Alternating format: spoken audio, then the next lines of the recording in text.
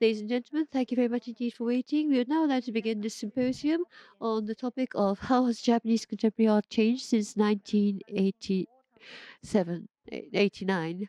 My name is Yun Jihye of the National Arts Center, Tokyo. Thank you. And to open the symposium, we'd like to call upon the Director of National Arts Center, Tokyo.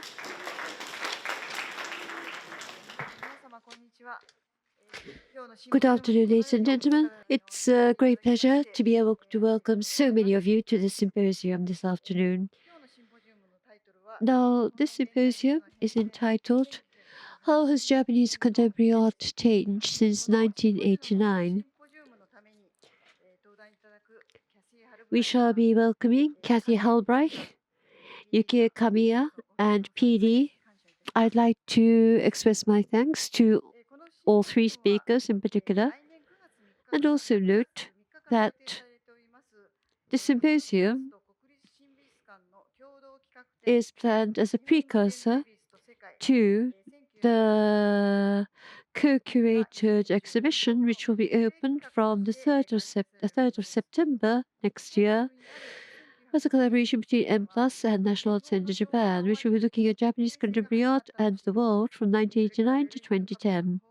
89 is the year when the Showa era ended, when the wall in Berlin was taken down, and 2010 is the year before the East Japan earthquake of 2011. It is possible to say that the 21st century itself, the transition to that happened at the midpoint in this two-decade period, but these 2 decades also happen to be a time of great and momentous changes, and we hope to be able to look at contemporary art in Japan in that particular time, also to look at the transformations and transitions in the environment that surrounded it, from many perspectives and positions. And this will be looked at by the speakers who are extremely well experienced. 89 happens to be the first year when the first public sector museum was opened with the name Contemporary in its title. That is the Hiroshima City Museum of Contemporary Art.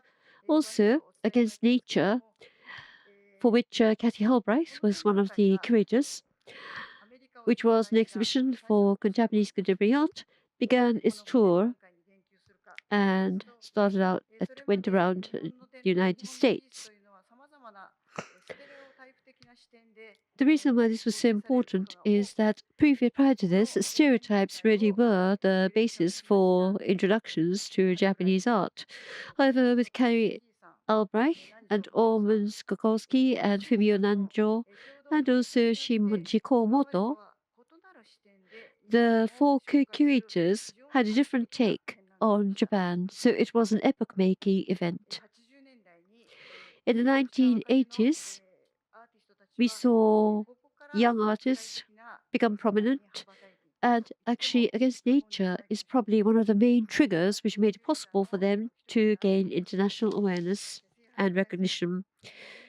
Kathy Halbreich, we understand, will be very generously sharing in the story about the background to Against Nature, the impact in the United States, also about what kind of lasting legacy there was, and also about contemporary art in Japan, as seen from the filter of that experience.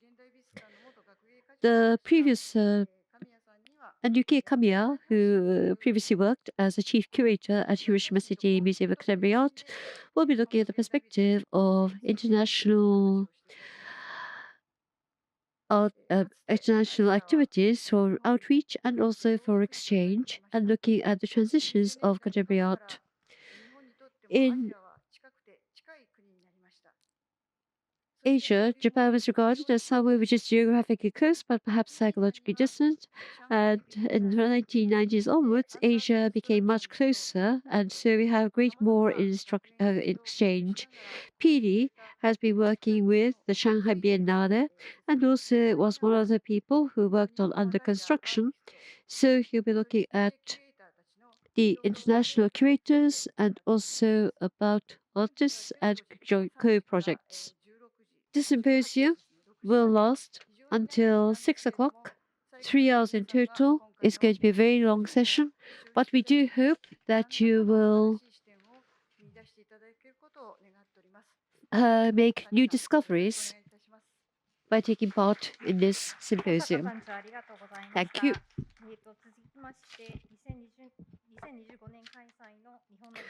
We'd now like to call upon the curatorial director for the exhibition, which will be opening next year, and the chief curator and the artistic director for the for M+, Doryun Chong, to say a few words. Doryun Chong, please. Good afternoon, everyone. Thank you for being here on Friday. And I know that many of you also have participated in very intense Art Week Tokyo, which this is the sort of grand finale of it. Yeah, it's really nice to see everybody in the room. So as Osaka-san just mentioned, and also MC curator Jihye just mentioned, we are working on this exhibition with the working title of Japanese Contemporary Art and the World, 1989 to 2010.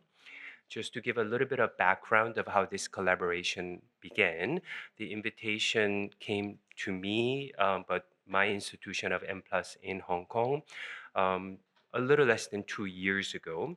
And we really started working on the project in earnest just about a year and a half ago, now less than a year out. M+,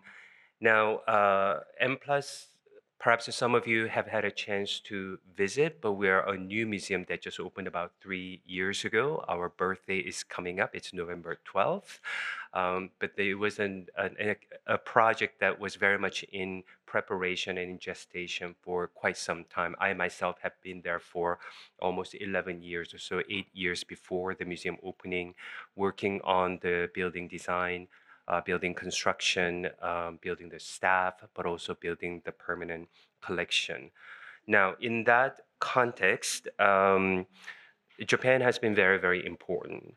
We are billed as Asia's first global museum of contemporary visual culture, which encompasses three large disciplinary areas of design and architecture, moving image, and visual art. A museum that is inspired by the internationalism and the cosmopolitanism of Hong Kong. Of course, Hong Kong is one of the great cosmopolitan cities in the world. So, of course, our core is Hong Kong and China that Hong Kong is part of. But Japan has always been a very important reference point and benchmark, and that is natural, given a very long and rich history of all the areas that we are looking at and acquiring for the collection and for programming. So given the investment as well as the commitment that we have to the history of Japanese visual culture, we were thrilled to receive the invitation from the National Arts Center Tokyo to collaborate on this very meaningful project of looking at the more recent history of Japanese contemporary art of the last decade of the 20th century and first decade of the 21st century. We formalized this partnership relationship back in March this year by signing a memorandum of understanding. And then this is one of the first formal agreements with any international organizations that we started. So it is meaningful in that sense as well. And we really approach this in the spirit of mutual cooperation and reciprocity. At M+, we really feel that we have learned so much from the history of Japanese visual art and culture. And we also feel that as the very ambitious global institution that is now in Hong Kong, that we also want to give back certain kinds of knowledge and know-how and new perspectives to the Japanese art and museum world as well. So just to quickly go through a few slides to give you a little bit of context of this symposium, which we think of as a sort of first public announcement and outing about this exhibition project. As Osaka-san mentioned, General Director Osaka mentioned, that the exhibition will open next year on September 3rd for about 3 months run. I have the title of the curatorial director, but working with two curators, Isabella Tam from M+, and Jihye from the National Art Center Tokyo. You will hear from these two co-curators at the beginning of the second part of this symposium. But I thought it would be useful to give you a little bit of context, especially for those of you who haven't had a chance to visit M+. We believe that we know actually that we've had quite a bit of a press coverage in Japan, so you must have heard about M+ at least.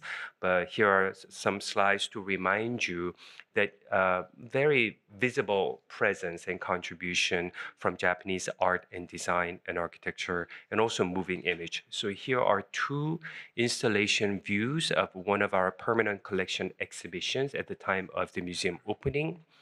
On the left side is a slide that shows our Gutai Group corner. We have our holdings of Gutai Group works by figures such as Shiraga Kazuo and Yamazaki Tsuruko. On the right is a monumental calligraphic work by avant-garde calligrapher Hidai Nankoku. So, these three very important historical works were some of the Japanese works that were in our inaugural presentation of international visual art. To mark the first anniversary of the museum's opening, we opened in November 2022 a major retrospective exhibition of Yayoi Kusama. It was called Yayoi Kusama 1945 to now. It was the most comprehensive retrospectives of the artist's work outside of Japan.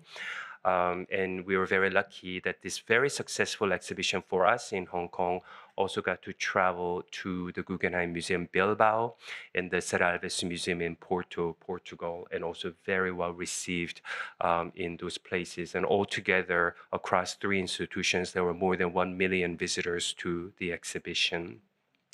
One on the right is a smaller but a very focused survey of the work of Japanese artist I.O., well known as a Fluxus artist, active in the New York scene, but also internationally known as the Rainbow artist. But he has never had any kind of a survey exhibition in Asia outside of Japan. So this was our first exhibition that happened actually just about a year ago.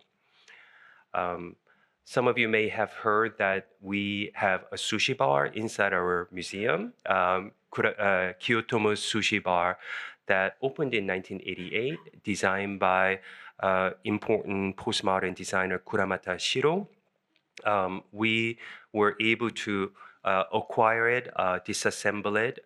There was an extensive conservation work that we went through, and then reassembled it with the craftsmen, stonemasons, and carpenters who originally built the museum, not museum, but the sushi bar back in 1988. Very, very moving experience. And just about a week ago, we installed a capsule that was preserved and refurbished from the Nakagin Capsule Tower by Kurokawa Kisho. The building that opened in 1972, one of the representative actually realized examples of metabolist architecture that sadly is no longer there. It was recently demolished, but the very dedicated group of individuals preserved them, and we were very lucky to be able to have one capsule for the museum, alongside other major museums of design, such as Museum of Modern Art in New York and San Francisco Museum of Modern Art. But we got to install it before them. And these two architectural features from Tokyo, actually both of them used to be in Shimbashi, 10 minutes away from each other, which is our lead curator of design and architecture, Iko Yokoyama's favorite way of describing. They used to be 10 minutes away from each other. Now they're 10 seconds away from each other inside M+'s permanent collection gallery. So I hope that these are just some of the examples that show you the importance of Japanese visual art, design, and architecture in the M+ collection and in our history. Just very quickly going to remind everybody that we think of our exhibition project as very much part of the historiography of exhibitions that present post-war and contemporary Japanese art in Japan, but also outside Japan. So we're not doing something that has never been done. You will hear soon about Against Nature, Japanese art in the in the 80s, the exhibition from 1989 that toured to many different places. I'm of the generation that was very much influenced by the survey exhibition Scream Against the Sky from 1994, 1995. And jumping forward, then as a bit more experienced curator, my exhibition of Tokyo 1955 to 1970 at the Museum of Modern Art in New York in 2012 and 2013 could only happen because of the history of exhibitions and research and networks that had already been formed. But it's also important to recognize that these historical look back on the previous decades from the 50s to 60s and 70s. More recently, now there are exhibitions that have looked at the 1980s and then even after. So it is really part of this historiography and history of exhibitions that we think of our exhibition as part of. So Osaka-san already mentioned that we decided to look at the very consequential 2 decades between 1989 to 2010, the beginning of the Showa period, just the end of the Cold War period, but of course the turn of the millennium. We're very much conscious of the fact that, of course, we have been invited as a non-Japanese curators, but with a commitment to researching and presenting Japanese art history. So myself, Isabella, and Jihye, we are very much conscious of that fact. And then I think it is our responsibility to really crack open the idea of Japanese contemporary art as more, not just territorially bound, but in fact a very porous platform where many international exchanges and partnerships have happened. So we look at not just Japanese artists making art in Japan, but Japanese artists who have worked outside, international artists coming to Japan, realizing projects, artists who have actually moved and settled in Japan, and how Japanese culture and Japanese identity are inspirations and subjects for art making for non-Japanese artists during this period. So really looking at different vectors and facets of what constituted the internationalism of art in Japan. Very, very quickly, I think maybe this is the part that I will leave to the curators so I won't spoil it. You get to hear more about this exhibition later from my co-curators. But I will just conclude this by adding a little bit to Director Osaka to further introduce the 3 speakers. First, Kathy Halbreich, the former executive director of Robert Rauschenberg Foundation, first associate director of Museum of Modern Art in New York, and the director of Walker Art Center in Minneapolis. Kathy and I worked at 2 of those 3 institutions together. And she's been a model and inspiration for me for many, many years. And I think big part of that is that transformative, and I think she calls it productively dissonant experience that she had in Japan that informed and carried through all the work that she did in the subsequent institutions. So it is really a privilege for me to be able to invite her and hear her and to share that experience with you. Secondly, it's our colleague Yukie Kamiya, and I remember meeting Kamiya-san back, who's dating, but anyway, about 25 years ago as part of a very important project under construction, and looking at a curator who's more experienced and international was really also quite stimulating. She'll be talking about the historiography of how Japanese art has been presented overseas more in detail, but also in relation to how the Japanese art evolved within Japan as well. And can't think of a better person to do that given her experience as a former chief curator of Hiroshima Museum of Contemporary Art, as well as the former director of Japan Society Gallery in New York. And last but not least, we will hear from P. Lee, who is the head of arts in Taikun, a very important Kunsthalle space in Hong Kong.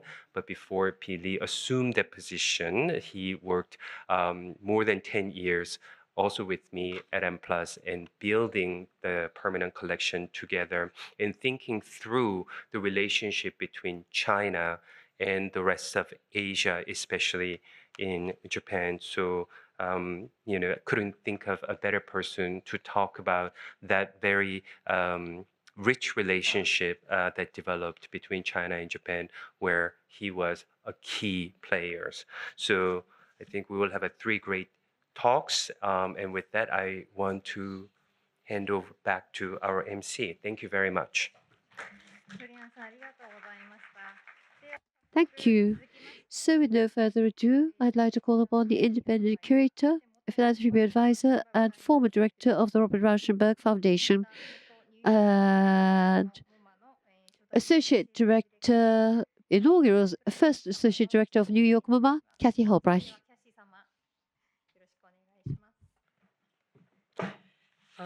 I probably don't have to say this, but it's extremely moving for me to follow Eriko and Doryun, whom I have had the pleasure of working with over many years. And in fact, there are a number of people in this audience who are very dear to me.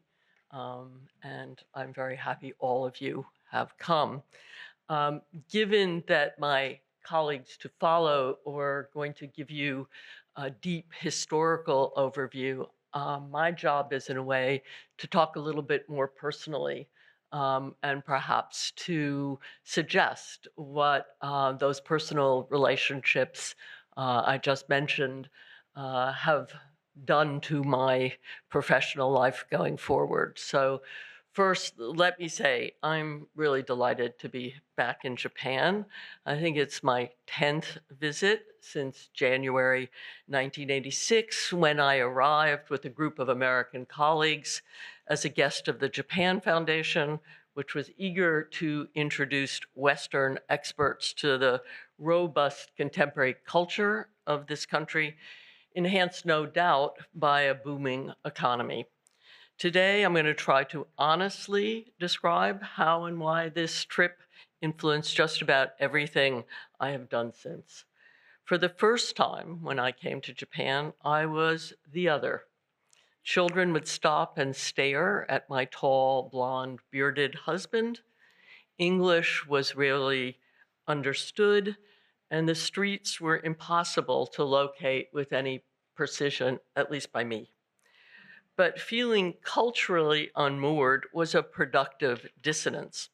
It acclimated me to the principles of uncertainty and ambiguity that influenced my beliefs, especially those designed to sustain risk. After long visits and conversations, I stayed awake, trying to decode a culture I only understood superficially, but that led me to question just about everything I thought I knew. For example, I couldn't figure out why three-point perspective, the most advanced representational device in the Western canon, I was taught, didn't exist in Japanese ink painting. Instead, there was a different way of fixing reality through vertical perspective, where the objects furthest away were arrayed at the top of the paper, expanding in size as the images cascaded down the page. Sometimes in the lower part of the painting, tiny figures were almost lost in the clouds, as if to suggest nature could not be tamed. I was so shaken by this new way of seeing, I wondered if it was possible that the mechanics of sight were culturally manufactured.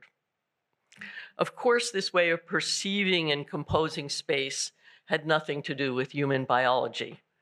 Rather, it made manifest Japan's ancient philosophical underpinnings by using nuanced gradations of black to aid in contemplating the emptiness and impermanence of life. I began by checking my assumptions with Tom Sokolowski, who I met the first day of that trip. We soon became dear friends and co-conspirators, resulting in return visits to Japan and the exhibition Against Nature, Japanese Art in the 80s, that opened at the San Francisco Museum of Art in 1989, and then traveled to 6 other museums in the United States before ending its tour in Nagoya. But we never would have been able to craft that exhibition without our essential co-curators, Shinji Komoto, who I just had the pleasure of seeing in Kyoto after 20-some years. He was the only curator during that trip who emphatically said no to our most ridiculous speculations. And Fumio Nanjo, then working with Eriko Osaka, who was the coordinator of the exhibition logistics for Against Nature, and whom I came to know well. I'm so delighted to be in her institution today. Let me offer one small example of a blind spot Shinji and Fumio corrected. Tom and I were fascinated by the garbled English phrases on everyone's sweatshirt. Old clothes good to wear at the end of the world, for example. We imagine them miracles of punk haiku, only to learn they were more like the random ambient sound of a composition by John Cage, who of course was very deeply influenced by Buddhism. The words we saw reflected the visual pleasure of placement of letters and words, not meaning. In retrospect, there are 2 things about the preparations for this trip I wish I had contested. Both reflect the possibilities as well as the confusion inherent in the new technologies that began to make the word globalization a ubiquitous but still unsettled concept. Maybe it is still unsettled. My first concern was that each group invited by the Japan Foundation traveled only with colleagues from their own country. It would have been useful to wrestle with our Western colleagues' differing histories, perspectives, insights, and blind spots. For example, when a senior curator from a major museum in New York saw me marveling at a small Shiraga painting and whispered it was simply a grade C imitation of abstract expressionism, I wanted to discuss this with someone who saw abstract expressionism as a less crucial movement, perhaps, but who better grasped Japanese post-war culture. The only other thing that still lingers is a comment made by a very smart museum director in the US who, having spent time in Japan researching design, art, and popular culture, told me there was really little significant contemporary art in Japan, since much of it was derivative. I suspected the radical innovations driven by contemporary designers, such as Issey Miyake, were not singular. And that intuition proved correct, although many artists functioned below the surface of commercialization that sustained visible architects and designers. This was especially true of the experimental artists included in Against Nature, due in part to their resistance to the stereotypes associated with traditional Japanese aesthetics, what Tom and I came to call the cult of the refined. Perhaps we weren't introduced to these artists that we ultimately chose for the exhibition on our first government-sponsored visit because they, aged 32 to 40 years old, often commented explicitly on topical issues such as Western imperialism and its relationship to national self-preservation, gender fluidity, feminism, and the often unacknowledged reciprocity of Japanese and Western art. For the most part, urban dwellers, some artists emphasized their estrangement from nature, They deconstructed the tension between the eclecticism of postmodernism with the traditions of their cultural identity. Slowly, Tom and I became enthralled by the unnatural stylization we found around us, from ikebana to the dress and manner of bunraku puppeteers to the neon cartoons igniting a Tokyo street. Japan was on the cusp of sweeping change. It was not yet prepared to fully embrace. Around the same time of our first visit, my friend Howard Fox, then the curator of contemporary art at the Los Angeles Museum of Art, was invited by the Hara Museum to organize a traveling exhibition that opened in 1990 with the title A Primal Spirit. As the title suggests, Fox's desire, reflected in an LA Times review, was to bypass what he saw as a determining feature of Western art, quote, that tends to produce separate objects that are kind of a metaphor for Occidental individualization. By contrast, Fox thinks, the critic went on to say, this Japanese art reaches out to link nature with the cosmos, end quote. Fox's rather traditional concerns were quite the opposite of what Tom and I found in talking to younger Japanese artists, many of whom we met in coffee shops, as few had studios or galleries. But when the Against Nature catalog was about to be printed with the cover image of desiccated cherry blossoms, some colleagues at the Japan Foundation raised for the first time concerns about the exhibition title and the cover. We understood our premise reflected a less familiar and consequently potentially less agreeable picture of present-day Japan, one that embodied the changes growing out of post-war Japan's urban culture, technological advancements, economic power, and the ramifications of what was for their parents the humiliating wartime defeat. But we never intended the title Against Nature to have a negative connotation.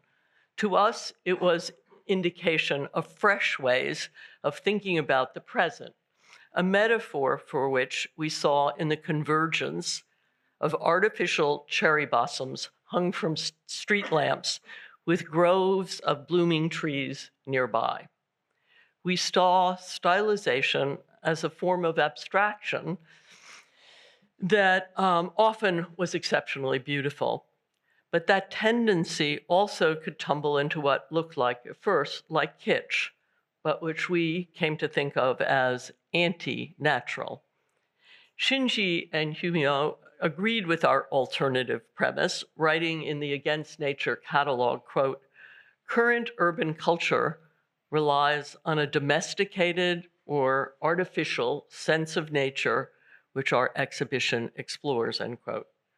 Our friends at the Japan Foundation accepted the risks involved, for which I am eternally grateful. In truth, some critics could not take the leap with us. The LA Times critic wrote that the catalog, quote, deserves a read, but much of its content is very hard to stick to the art shown, dramatizing the gap between aesthetic and sociological organizational principles, end quote.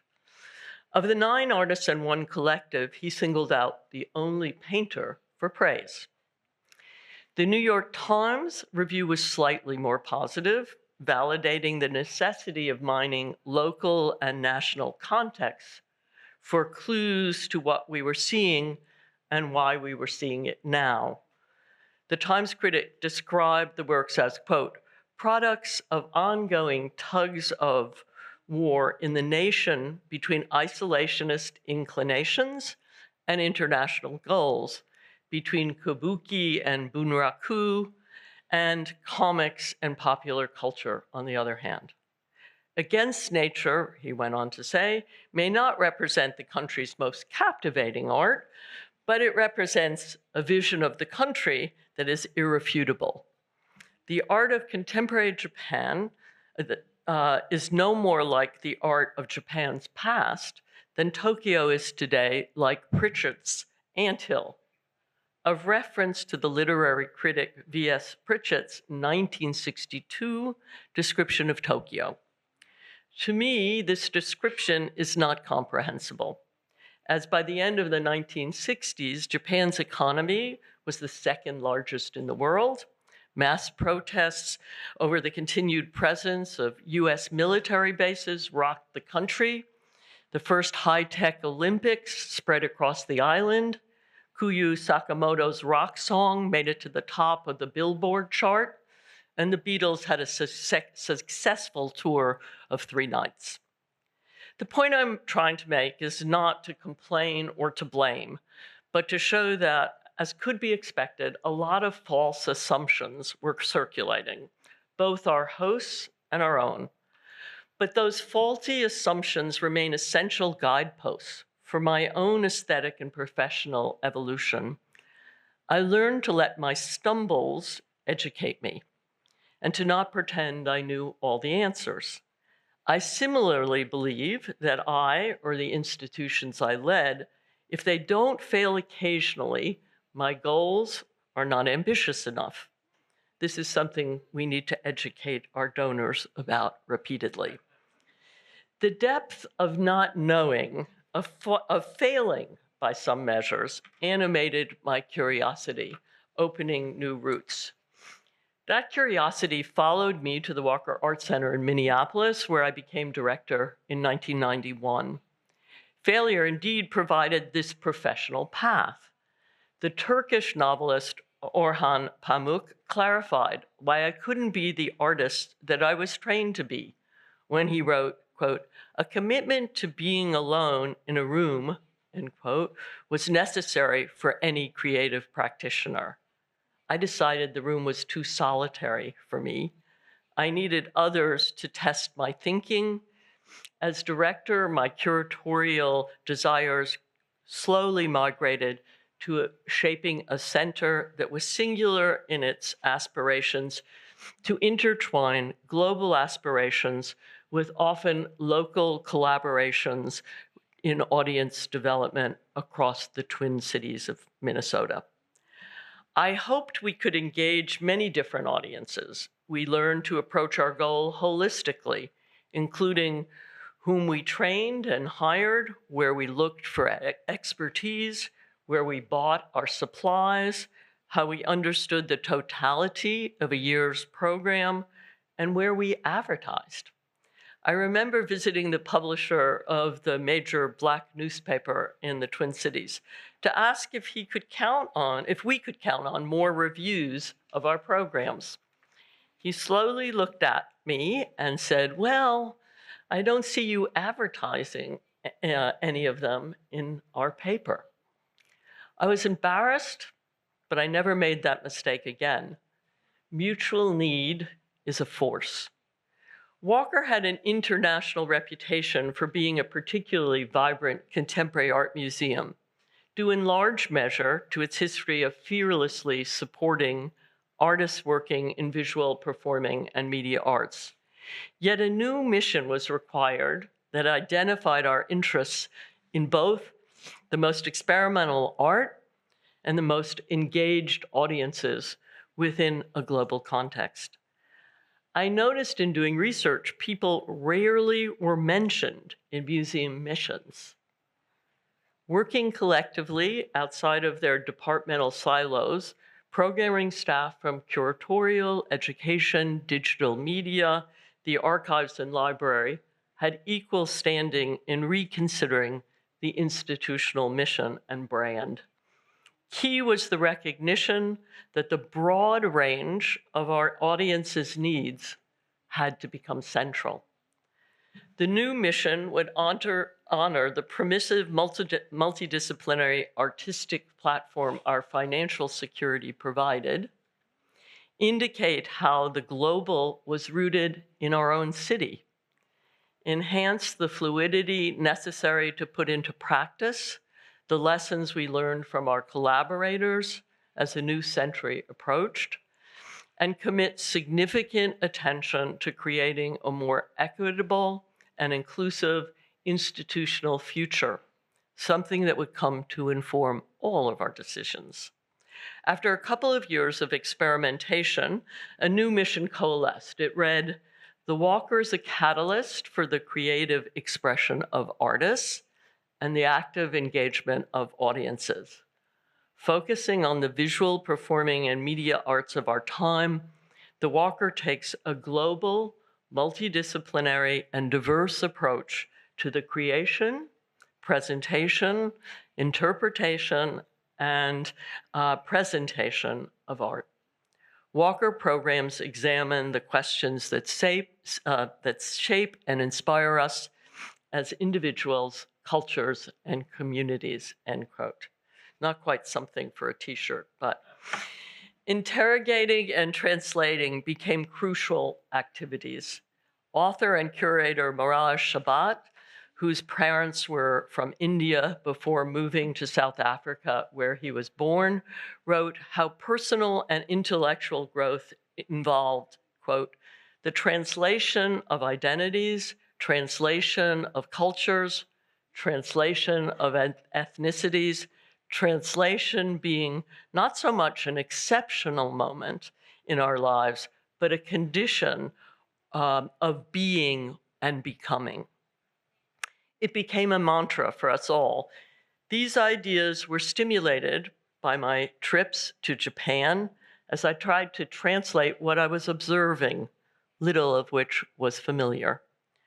Despite the progressive reputation, Walker tended to focus on art from the West, as many museums did then. Yet Minneapolis was a growing community where 80 languages were spoken in the public schools. How then to engage people in contemporary art whose first language was something other than English and who came from regions of civil war rather than museums? After extensive practice, we discovered that artists of different generations, media, and geographies were our best link to the new communities, especially if the artists were in residence for repeat visits and could engage consistently with the same group of people. But given how demanding the residencies were in terms of both money and staff attention, they had to become part of our daily institutional DNA. For example, filmmaker Spencer Nakasato, whose mantra is "everyone has a story," made 4 visits of several days each during his 5-year residency. He taught Native American teens to shoot and edit their own films and engaged among youth, many newly arrived in Minnesota, in programming a self-activated video booth where visitors could record their own stories in the galleries alongside those of the teens. With 5 other artists in residence, Spencer participated in a 2006 hybrid exhibition embodying a screening room, performance space, library, as well as traditional displays. In the catalog for Open-Ended, The Art of Engagement, organized by Doryun Chong, he wrote, "The residency program, quote, aspires to help artists conceive and imagine themselves and their practices in new ways. It provides audiences with the unexpected, the unconventional, and thus possibly the most rewarding experiences. And it ultimately proposes a new understanding of what a community is and how it may be composed in many different forms through creative mediations by the artists of our time." This was the mission in action. Spencer's final project was a gallery video jukebox that asked questions such as, "What does freedom mean to you?" The newest Hmong and Somali immigrants did not find this an abstract question. Spontaneous responses for passerbys on the street were captured by collaborating students from the Vietnamese Youth Development Center in San Francisco, the Bronx Museum, and the Walker's groundbreaking Teen Arts Council, the first to exist in any museum. The recordings randomly played on the jukebox in the gallery, collaborations across institutions, outside gallery walls, and with people from very different cultures and geographies, created a platform for participation, understanding, and reflection. Again, this was an expansion of what I learned from my work in Japan. Ethiopian-born Julie Moretu's paintings often resemble abstract maps of modernism's disillusion in Africa, the continental population shifts due to war there, and the layered residue of colonialism. Noting the recent influx of 50,000 East African immigrants into the Twin Cities, Julie engaged 30 teens from 5 countries during her residency in the early 2000s. The poster inviting participation read in 4 languages, quote, "Minneapolis and St. Paul are East African cities," end quote. Everyone received cameras, journals, recording devices to chronicle their daily activities in and observations of their new home. More than 600 photos and many, many hours of recorded stories, along with images of their personal artifacts, became part of the permanent collection of the state's History Museum. Given that many of the teens had never been inside a museum before, you can imagine how proud they felt to be part of one. As we made progress in our collaborations with local organizations, I wanted to expose the staff to what was required for an institution to unsettle its commitment to Western art history enough to participate in what was then called the new internationalism in art. By 1999, we were prepared to establish a 4-year global advisory committee composed of the artistic director of a community theater in Johannesburg, South Africa, the vice president of programs at the Asia Society in New York, a Chinese-born curator living in Paris, the Brazilian director of the São Paulo Biennale, an independent curator from Istanbul, a performing arts critic from Tokyo, and the producer of the World Festival at the New Jersey Performing Arts Center. The committee met at Walker 2 times a year for 5 days each to teach us about the histories of their home countries and to debate the criteria that was most useful in defining and judging art. The lessons I drew from my work in Japan were very informative and helped me articulate the critical central imperatives for this research. 1, we needed multiple guides from differing cultures with cross-disciplinary expertise sitting together to identify with us the most transformational questions to shape our research. 2, those questions would become the foundation for interrogating our own intellectual lapses or biases. 3, trust was essential to the freedom of our conversations. We naively didn't calculate how often the advisors would passionately disagree with each other, or how penetrating and even stinging their critiques about Walker would be. But these honest disagreements were a sign of success. Our advisors repeatedly warned us against, quote, maintaining a history of oblivion and exclusion. It was hard not to be defensive sometimes. It was my job to make everyone comfortable with raising nascent rather than fully polished ideas, and then to debate them with respect. I saw that if I were vulnerable, willing to say something speculative and even foolish, a trust developed accompanied by an exhilarating enthusiasm. In between meetings, curators, educators, and designers traveled to the home countries of our advisors to learn on the ground, just as I had in Japan. They emerged with a belief that there was no one homogeneous definition of what constitutes art, and no universal evaluative criteria.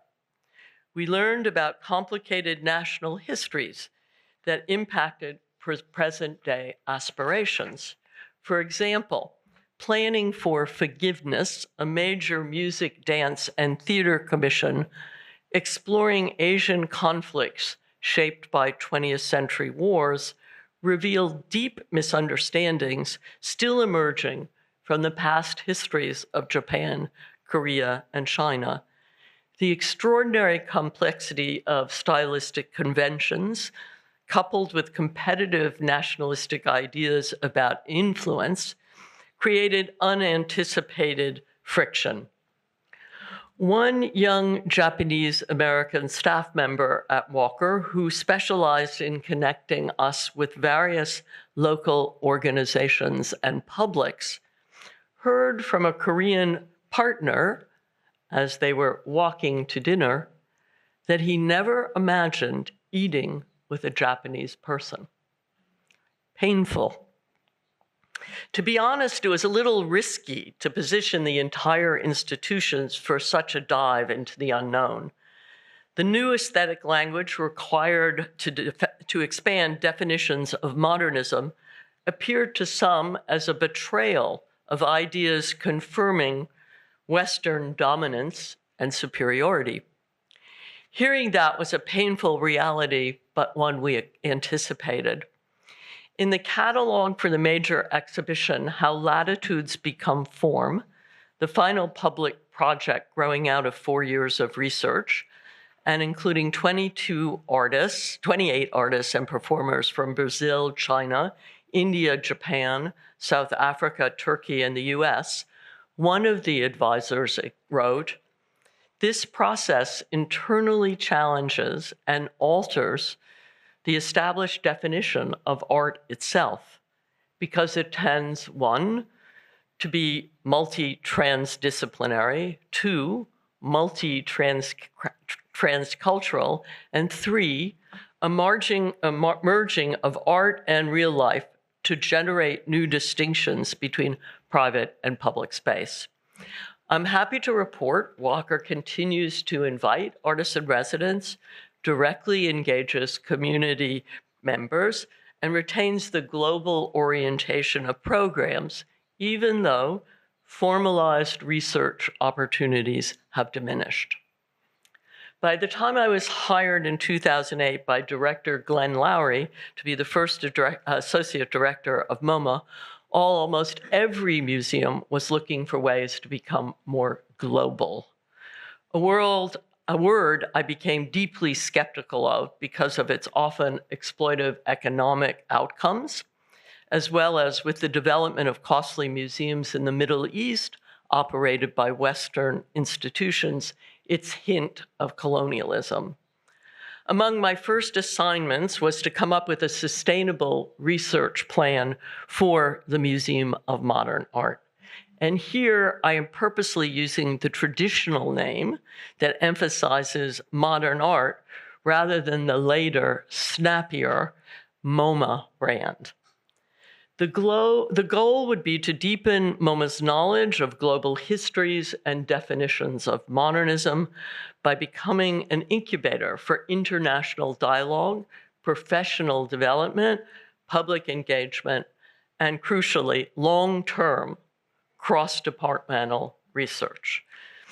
Due to the excess of external critique that often accompanies success, detailed planning shaped every activity, leaving very little room for extemporaneity at MoMA. However, in 2017, I wrote this a few weeks ago, less than a week after President Trump banned Muslims from entering the United States, the chief curators one night quietly changed the galleries where MoMA's narrative of modernism begins. This prompted the New York Times to write, quote, "In one of the strongest protests yet by a major cultural institution, the Museum of Modern Art rehung part of its collection with works it owned by artists from some of the majority Muslim nations whose citizens are banned." I was very proud of the staff's sensitivity and unusual nimbleness, although I know Glenn heard some trustees' concerns that given Trump's vindictiveness, MoMA could be punished for this thoughtful political act of welcome. I'm afraid not much has changed. Given how self-critical MoMA is, decision-making often was an excruciatingly slow process. I spent a year reading and strategizing with colleagues about an appropriate structure for global research. My frequent interlocutor was Director Glenn Lowry, who as a trained Islamicist knew that the continued relevance of the museum depended on a more porous view of modernism. Well, a general understanding existed among trustees and staff that a critical reappraisal of the museum's monolithic definition of modernism was necessary. The desired outcomes lacked specificity. Still, there was courage in undertaking this questioning, as with few exceptions, MoMA had fortified and propagated the Eurocentric reading that now was strangling it. Understandably, some senior curators were reluctant to dedicate time to activities that would have no immediate outcome, while others were concerned about taking on ambitious new projects when they perceived their own projects were understaffed. But finally, in 2011, after nearly 2 years of reflection, a new 48-month institution-wide program of pure research called Contemporary and Modern Art Perspectives in a Global Age, or CMAP, was funded by the Mellon Foundation. 3 statements undergirded the significance of this effort. In order to retain the collection's singularity, it must become a springboard for scholarship that embraces a robust global model. 2, while MoMA's efforts primarily reflected an international approach that favored achievements from Western Europe and the US, many newer curators wanted to explore a broadened sense of where and how innovation flourished and how that would affect the story of 20th and 21st century art we told. And 3, an institutional research mandate would enrich MoMA's base of knowledge, practice, resources, and networks while testing theories through a case study structure. The results would be reinvested into programs, hiring practices, and expanded library holdings.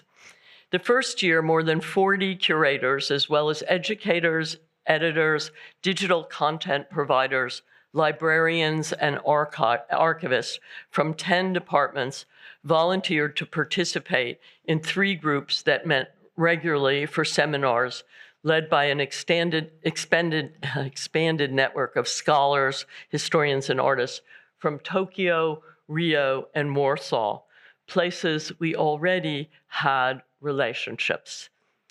Once a year, 3 senior counselors with interest in the problematics at hand met with all involved to interrogate the relevant aesthetic and pragmatic concerns and make sure they were addressed.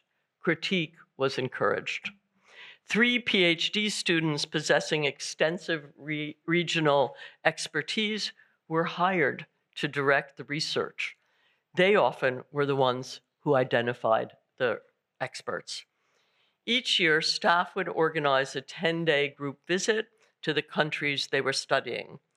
A hidden goal for me was to encourage a cross-departmental intimacy that comes from traveling together. In a big, very career-driven institution such as MoMA, Conviviality is very hard to come by. But CMAP did alter traditional ways of working. The director of adult and academic education explained, quote, "Before the creation of CMAP, there were no formal opportunities for staff to come together in groups to further their knowledge and interests in modern and contemporary art produced in various parts of the country.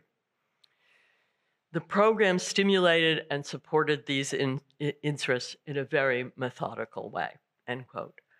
Reciprocity was also a governing value. By encouraging repeat visits, some long-time relationships also naturally developed with new colleagues.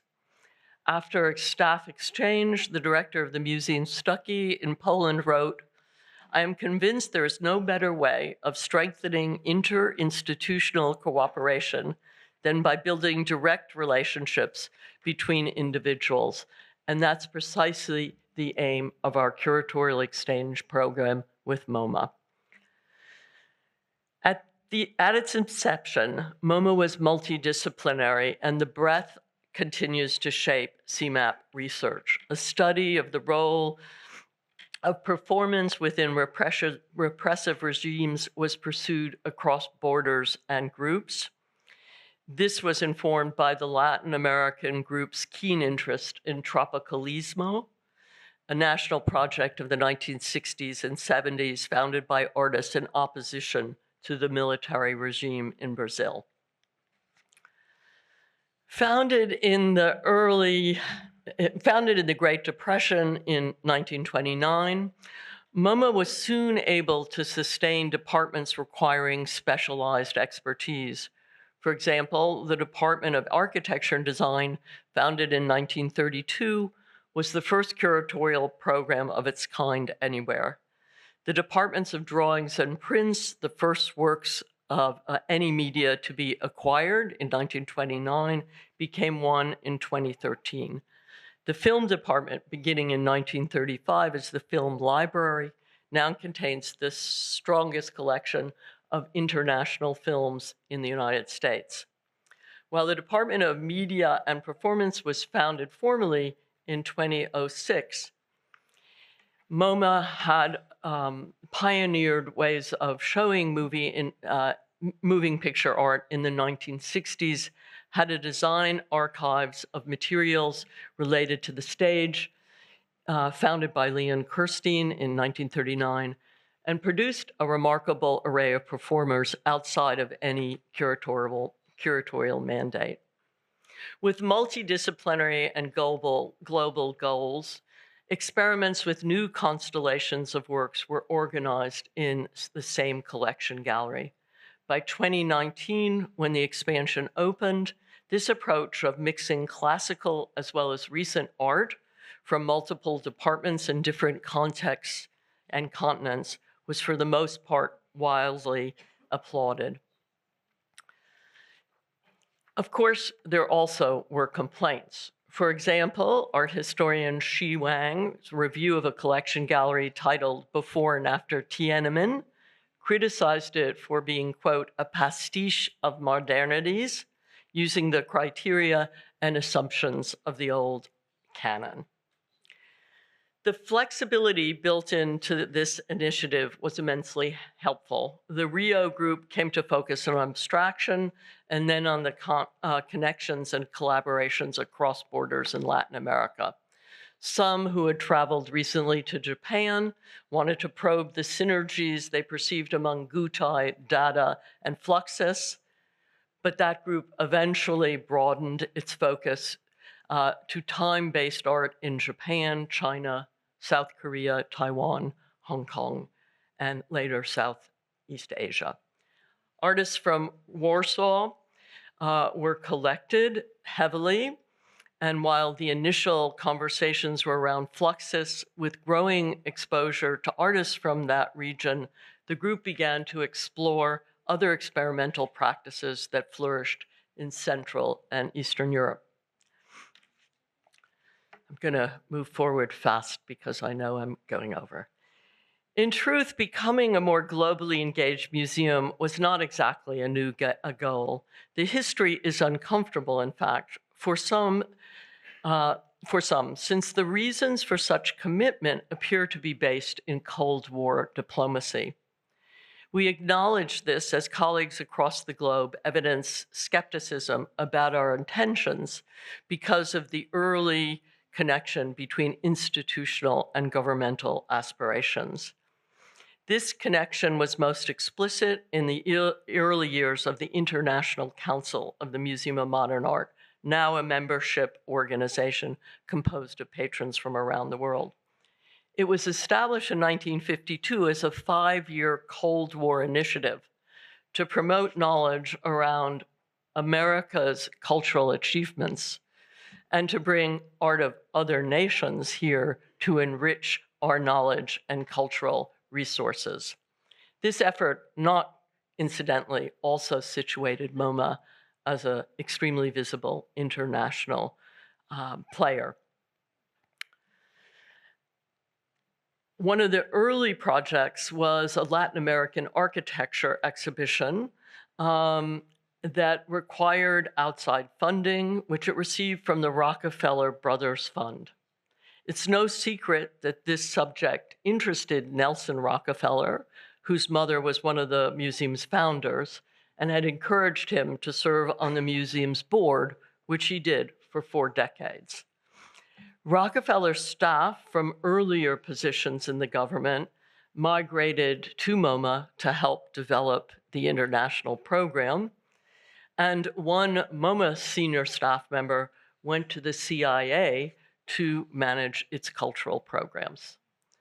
Some of these efforts were to align free artistic expression with political freedom, best, many believed then, to thrive under capitalism. The emergence in the 1950s of abstract expressionism provided the perfect propaganda to begin to win over the overseas hearts and minds the United States hoped to bring into its ideological orbit. Such an exhibition that toured widely in Europe to 8 countries was organized in 1958 and paid for by the US government. Before the Mellon Grant in 2021, most of CMAP's funding came from the International Council on Special Endowments. But for me, the greatest indication of CMAP's success is that Glenn Lowry decided its support should be built into the museum's annual budget. It's no longer an experimental outlier. It's core to MoMA's mission, and despite pandemic-related hardships, CMAP has grown. A new African group was added in 2016, focusing on the period 1955 to 1979. Today, there's enormous buy-in from the staff and board, and despite the initial seeming restraints of pure research, by 2015, 13 group trips had taken place, introducing 339 artists, curators, and scholars from various countries to their MoMA colleagues. In addition, 169 domestic and international experts led seminars at MoMA, and this research finally today has resulted in over 1,336 works in the collection that are tagged CMAP related. I'm immensely grateful to have been able to do this work. So in many ways, my mission was accomplished. So much was learned in 1986 with my first trip to Japan. And I want to thank the Japan Foundation and all the remarkable guides, many in this room, I met through this journey. Today, when so much of the world, including my own country, is in turmoil, cross-national collaboration and learning is essential. Change isn't easy, but it is necessary and ultimately exhilarating. Thank you all for your patience and time. キャシー様ありがとうございました。Thank you very much indeed. Next, we'd like to call upon the art critic and independent curator, Yukie Kamiya. ご紹介ありがとうございます。この機会にお招きくださった Thank you for the introduction. I'd like to begin by expressing my thanks to the National Arts Center Tokyo and also to the M+. 1989 is going to be taken as a starting point to look at the transitions in Japanese contemporary art within the background of immense and momentous changes in the international context, how it was perceived and how it was received, and how they resisted against that positioning, and how Japanese art itself tried to shape the dialogue and also its perception. It's going to be a rough ride and very quick, so please bear with me. And we have seen the dramatic and also the rapid expansion of the basic norms for what is considered to be art. First of all, looking at 1989, globalization meant that the movement of people, of things, and also of information sped up tremendously, and also it occurred at a massive scale. And now we are in the middle of dramatic and tremendous change. With that situation, we also have what is considered to be non-mainstream or purely imitative, and also to be considered justly excluded, and also non-major and also for local. However, when looking at the orthodoxy, I think there are 2 points that we can look at regarding Japanese contemporary art. The first point is that to look at a number of the key epoch-making art projects and also exhibitions.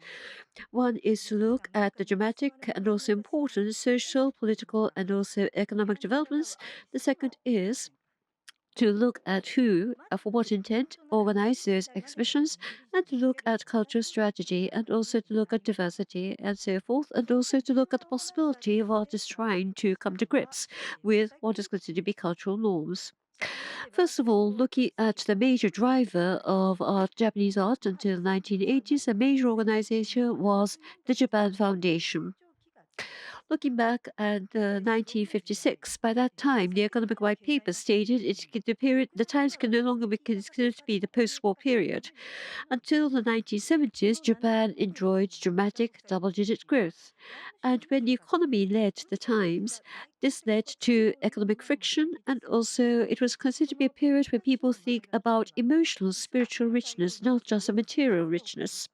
In 1972, the establishment of the Japan Foundation, which was under the auspices of the Japanese Ministry of Foreign Affairs, meant that cultural diplomatic exchange and also cultural diplomacy was going to be attempted, and it is also described as being a place which is going to look at borrowing the power of art, which looks at the possibility of promoting thought and also of understanding, and to deepen and further mutual understanding. Of particular importance was contemporary art, and also to look at the internationalization of Japanese art. In my case, I worked for the Japan Society in New York, which was established in 1907 as an NPO in the United States. 1905 happens to be the year when the Russo-Japanese War came to an end. But in the situation where Japan was expanding its imperialistic aims and ambitions on the Asian continent, the United States attempted to strengthen its presence and also understanding via cultural and arts programs and to promote exchange between the two nations. Now, looking back to the 1980s, one major event was 1985, Reconstructions Avant-Garde Art in Japan 1945-1965, which was organized at the Museum of Modern Art, Oxford. In 1984, in fact, the Japan Foundation invited a group of 8 British curators and also of art critics to Japan. And David Elliott, who was a member of that delegation, had actually plans to create a post-war Japanese art exhibition, which he made known to the Japan Foundation, and it was possible to realize that at Oxford, where he happened to be the director. And so this is one example of fruits which were born by international interpersonal exchange. And in 1986, at the Pompidou, there was Japon des Avant-Gardes 1910 to 1970, which was really looking at a comprehensive perspective and introduction of showcasing Japanese architecture and design together with the visual arts. And so it really enhanced the profile and the awareness of Japanese avant-garde art. Looking at these surveys, these were primarily Eurocentric, and it was about the influence of modernism from the West. However, for the Japanese, while it wasn't an opportunity to make our presence known, it also provided a dilemma about who was directing the narrative and also how much the dialogue was actually being defined and also necessity. 1989. The passing of Emperor Hirohito marked the end of the Showa era and the beginning of the Heisei era. Tiananmen Square in June, and also there was a heightening of political tension. The wall in Berlin came down, and this happens to be a year for Against Nature, which Kathy Halbreich has already mentioned. And so, with Reconstruction, we see a previous example where there is another case, an American curators who were invited to come to Japan and where it laid the seeds for the development of a concept of an exhibition.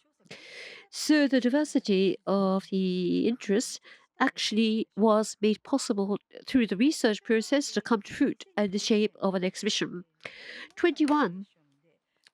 The curator, the critic, Noisaragi, organized this exhibition at the Kyoto Kyocera exhibition, and there is this timeline which was shown there.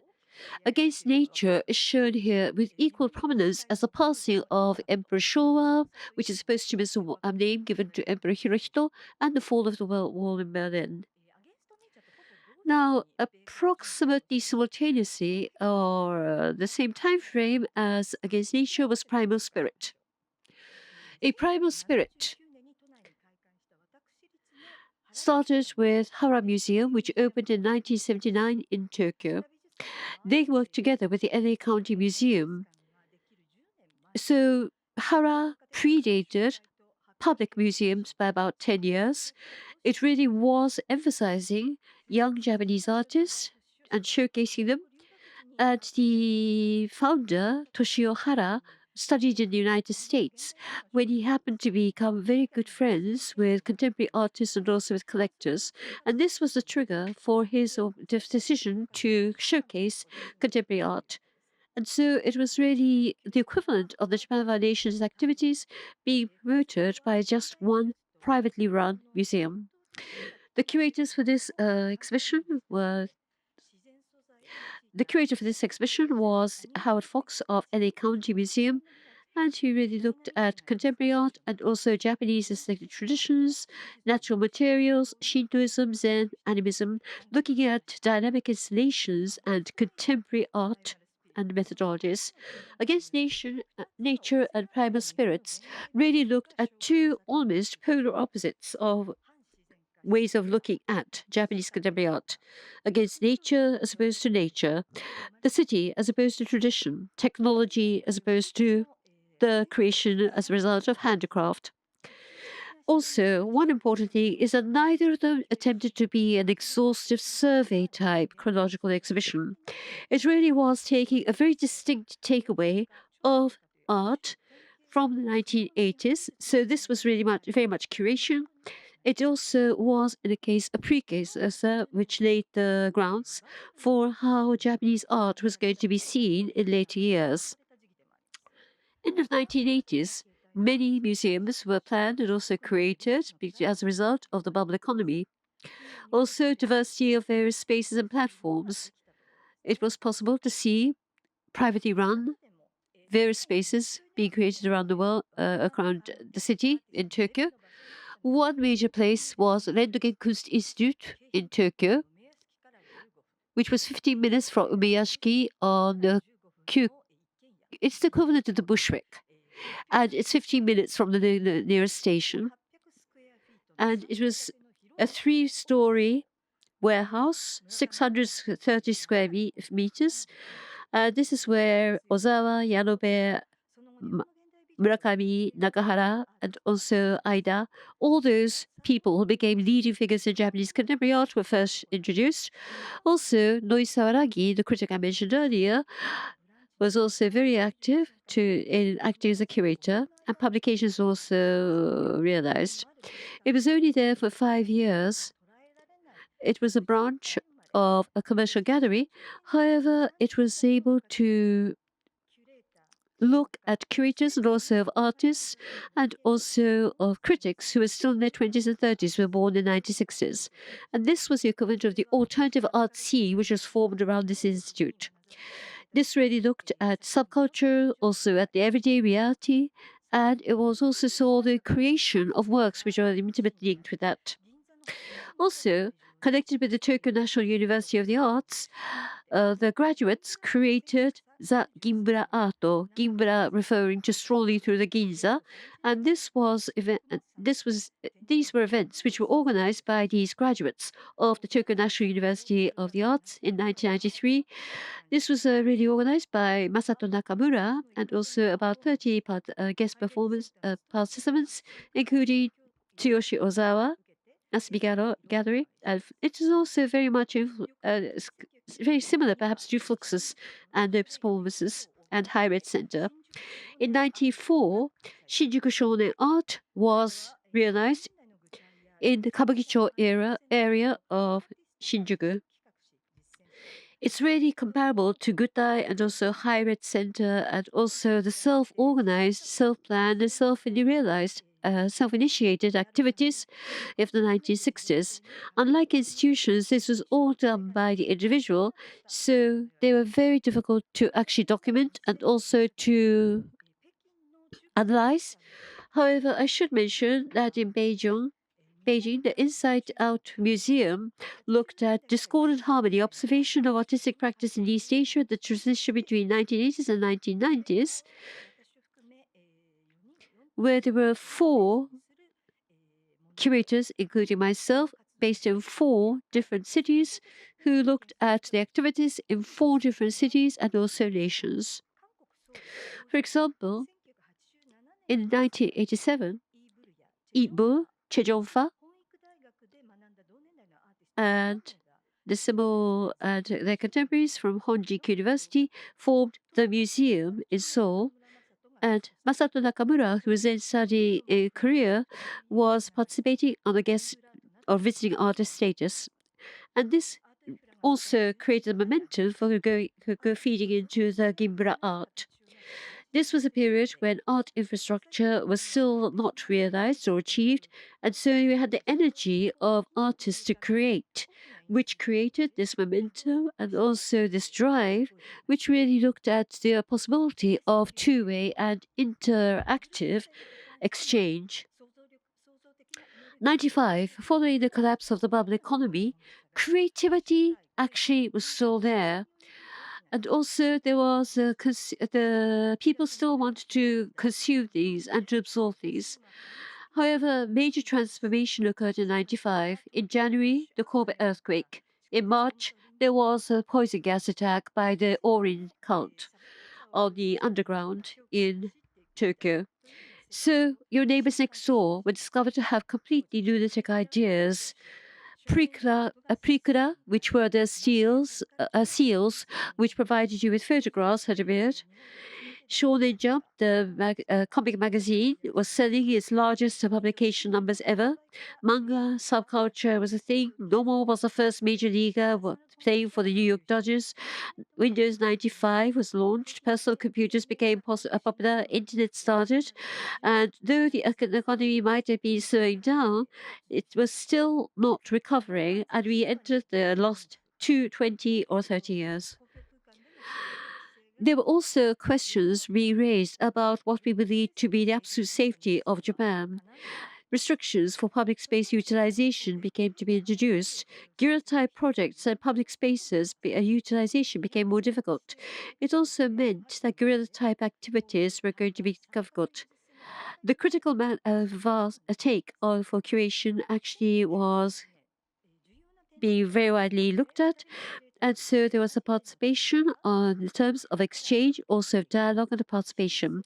97, there was a major exhibition called Cities on the Move, organized by 2 curators. It started with Vienna, looking at the dramatic and also the drastic transformation of cities in East Asia. Hans Ulrich Obrist and also Ho Han-ru, who was then based in Paris, were working together on that. And there were more than 100 artists, architects, and also moving image creators who participated. And it looked at confusion, the chaos of energy, and also the positivity. Mariko Mori, Takashi Homa, Yutaka Sone, Tsuyoshi Ozawa, Arata Isuzaki, Toyo Ito, and Takeshi Kitano were participating artists. It traveled around the world, and every time it moved to a different location, there was a new rota of artists and also participating works.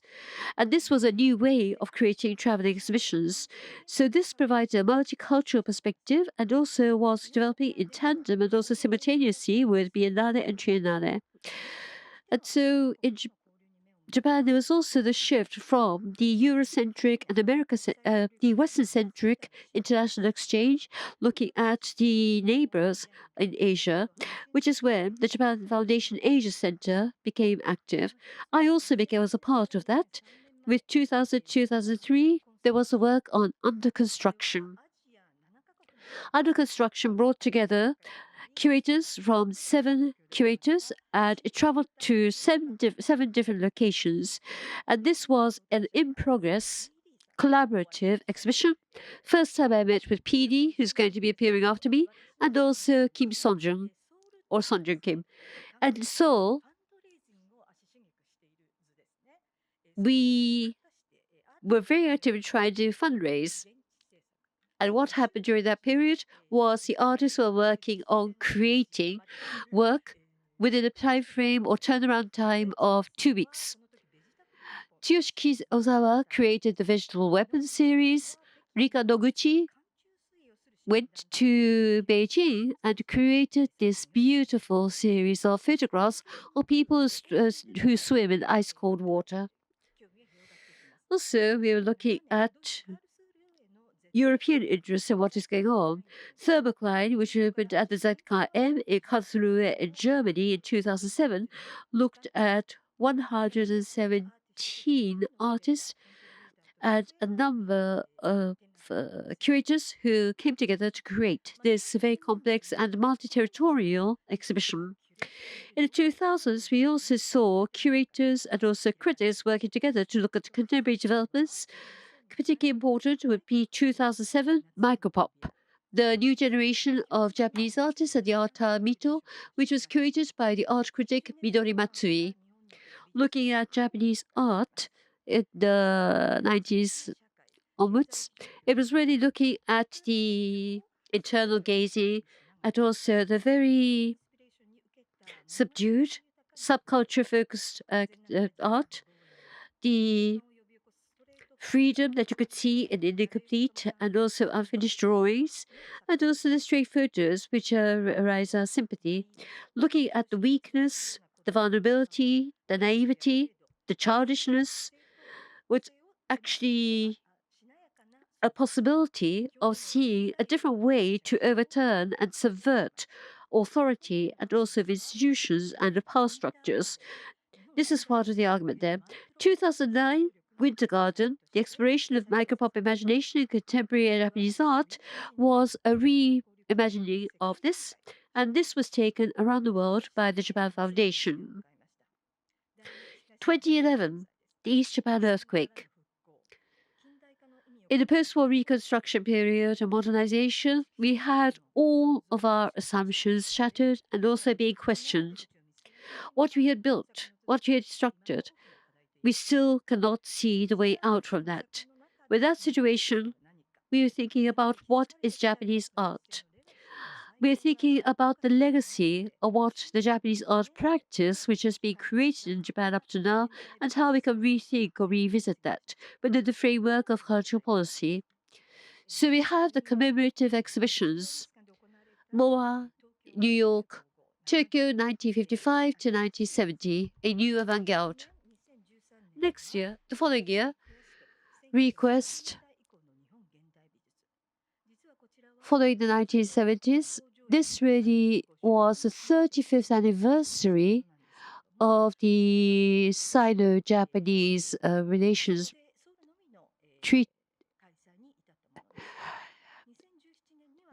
However, because of the international situation, which is only opening in Seoul, and then you have Japanorama, which was at the Pompidou Mess. And concerning these surveys, we of course have 1994's Scream Against the Sky, which was work created by Alexandra Monroe at Yokohama Museum of Art. It was a survey of the post 1990s and made it possible to really look at what is going on today. And now I have a question that I'd like to raise. Looking at the representation of Japanese society and of culture in the form of Japanese cultural art, what exactly are we talking about? Ryuta Imafuku, who is a cultural anthropologist, argues that nationality, which is still the formality of Japan, is only talking about all of the people who can call Japan their birthplace. We must be very careful about how we assign the framework of Japan or Japanese, which is already being provided without proper awareness. Thinking about the tight custom-bound framework and also the context and limiting constraints of nationality and how art can be freed from those restraints, how we can be critical about the forms and also about the laws of nationality and how much we can broaden our horizons and our perspectives is what we should be arguing about. And this was an essay that she contributed to the forward of the Japan Foundation's history of exhibition building. As for the Japan brand, we have curators who've been really looking at the institutional ideas and how they've been spread around the world. In many cases, the tea ceremony, no, were typical examples of creations of Japanese culture were being used. However, transforming and also by escaping from those constraints and creating imaginative interpretations and creating new works out of that is perhaps something that we can look at as an actual result. One actual example of that would be Matthew Barney's drawing Restraint, where you have the tea ceremony, a typical traditional Japanese cultural artifact, actually being brought into the context of the creation of a new work. Simon Starling, Projects for a Masquerade, quotes from the Utai in No theatre, and we looked at a masquerade about art and also about Cold War and the nuclear arms race. Ho Tu-Nien worked on a work called Voice of Void, which was created at YCAM in 2021, and which looked at the connection between the Kyoto University philosophers and World War II, which then toured to Toyota City Museum and also to the Museum of Academy of Tokyo. All those are revisiting historical themes. One example, again, would be Dan Graham and the manga Dan Graham that he introduced in his retrospective. From very early on, Dan Graham was really focusing on Japanese manga as global youth culture, and he has really been helping the possibility of looking at Japanese manga as something that can be seen as a continuum and also in comparison with contemporary art. We should also remember that after the pandemic, we've also been seeing the awareness of social inequality and Black Lives Matter. Diversity and also social equity has been a part of the demographic transformation we've been seeing in how we've seen the transformation of how American art museums have been transforming their style structure as well. Post-colonialism, feminism, all that has been seen from the perspective of Asian immigrants and the diaspora. Ruth Aswa is a Japanese American born in California, and she has been acquiring artistic training under a person who, an individual, has experienced the Japanese internment camps during World War II. At Black Mountain College, she was able to study, and her retrospective was organized at San Francisco MoMA and also MoMA. They'll actually be touring around those two institutions next year. Also, New York's America's Society is a place where it showcases Latin American artists who are actually being based in the United States and has been working with Tomio Sadatano looking at Brazilians with Japanese roots and Peruvians as well. So looking at how the identity is being shaped from the more than 90 artists is being showcased at Gallery 80 WSC at New York University. It's maybe looking at how we can rewrite or reframe all the frameworks that we have in the past, and this will be a challenge that we'll continue to take up in the future as well. Thank you very much indeed. Thank you, Kamiya-san. And next, we'd like to call upon the last speaker for the first part. From Taikun Contemporary, Head of Art, PD, please. Hello, thank you for having me, and thank you. I'm very glad to hear such exciting project. It's my honor to give this presentation here. I think today, as a researcher and also, fortunately, sometimes also a participant for this great rich history, I want to present how the globalization are unfolding in the contemporary art by just present a very short, brief introduction about how the artists got circulate and co-work together among China, who has the shortest history of contemporary art, and with Japan, who has the longest history of contemporary art in our region. I also want to present how this unfolding, how globalization unfolds, and also how different artists their interaction, and what's the different models of the circulation and the globalization happened in the last 20 years. So before the 1949, there were some very subtle but also quite important connection between Chinese and Japanese art. And sometimes that's also a way to really bring those information and understanding of the modernism. The most remarkable was from the 1950s. China have quite a relationship with the Japanese Communist Party, especially the left wings. For example, 1953, Japanese artists Maruki Tosho and Maruki Iri showed their work about the Sino-Japanese War in China. However, that's a very remarkable memory for many young painter at that time, because that's the only time they saw such an impressionism, expressionism style, and that really become the art resource in the 1980s art movement. Another connection is after 1970s, when China and Japan resumed the diplomatic relation. There were a bunch of the Japanese painters came to China, including Shigashi Yamakai and Hirayama Iko, and they are really bring this totally different understanding of the you call the Japanese painting, but how they use the pink, how they use the color, and how really generate the understanding about the texture, the surface, or the material to ink art. And that's also is a very important resources for the 1980s art movement. But the whole communication changed a lot after the 1980s. The China in the 1980s began the cultural economy reform, and the 1989 the Cold War ended as the Yukie Kamiya described. I just want to add in something there. In the 1989, also very important show happened in Pompidou, Magician Dilaté.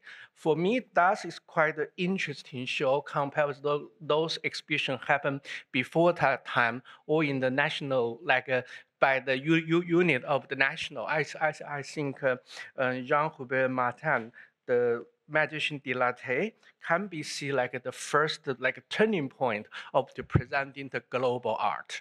And that's also the first time, even the first time, like three Chinese artists went abroad and have their show in Europe. I think Yang Jiechang, Huang Yongping, and Gu Dexing, in which Huang Yongping and Yang Jiechang stayed in Paris.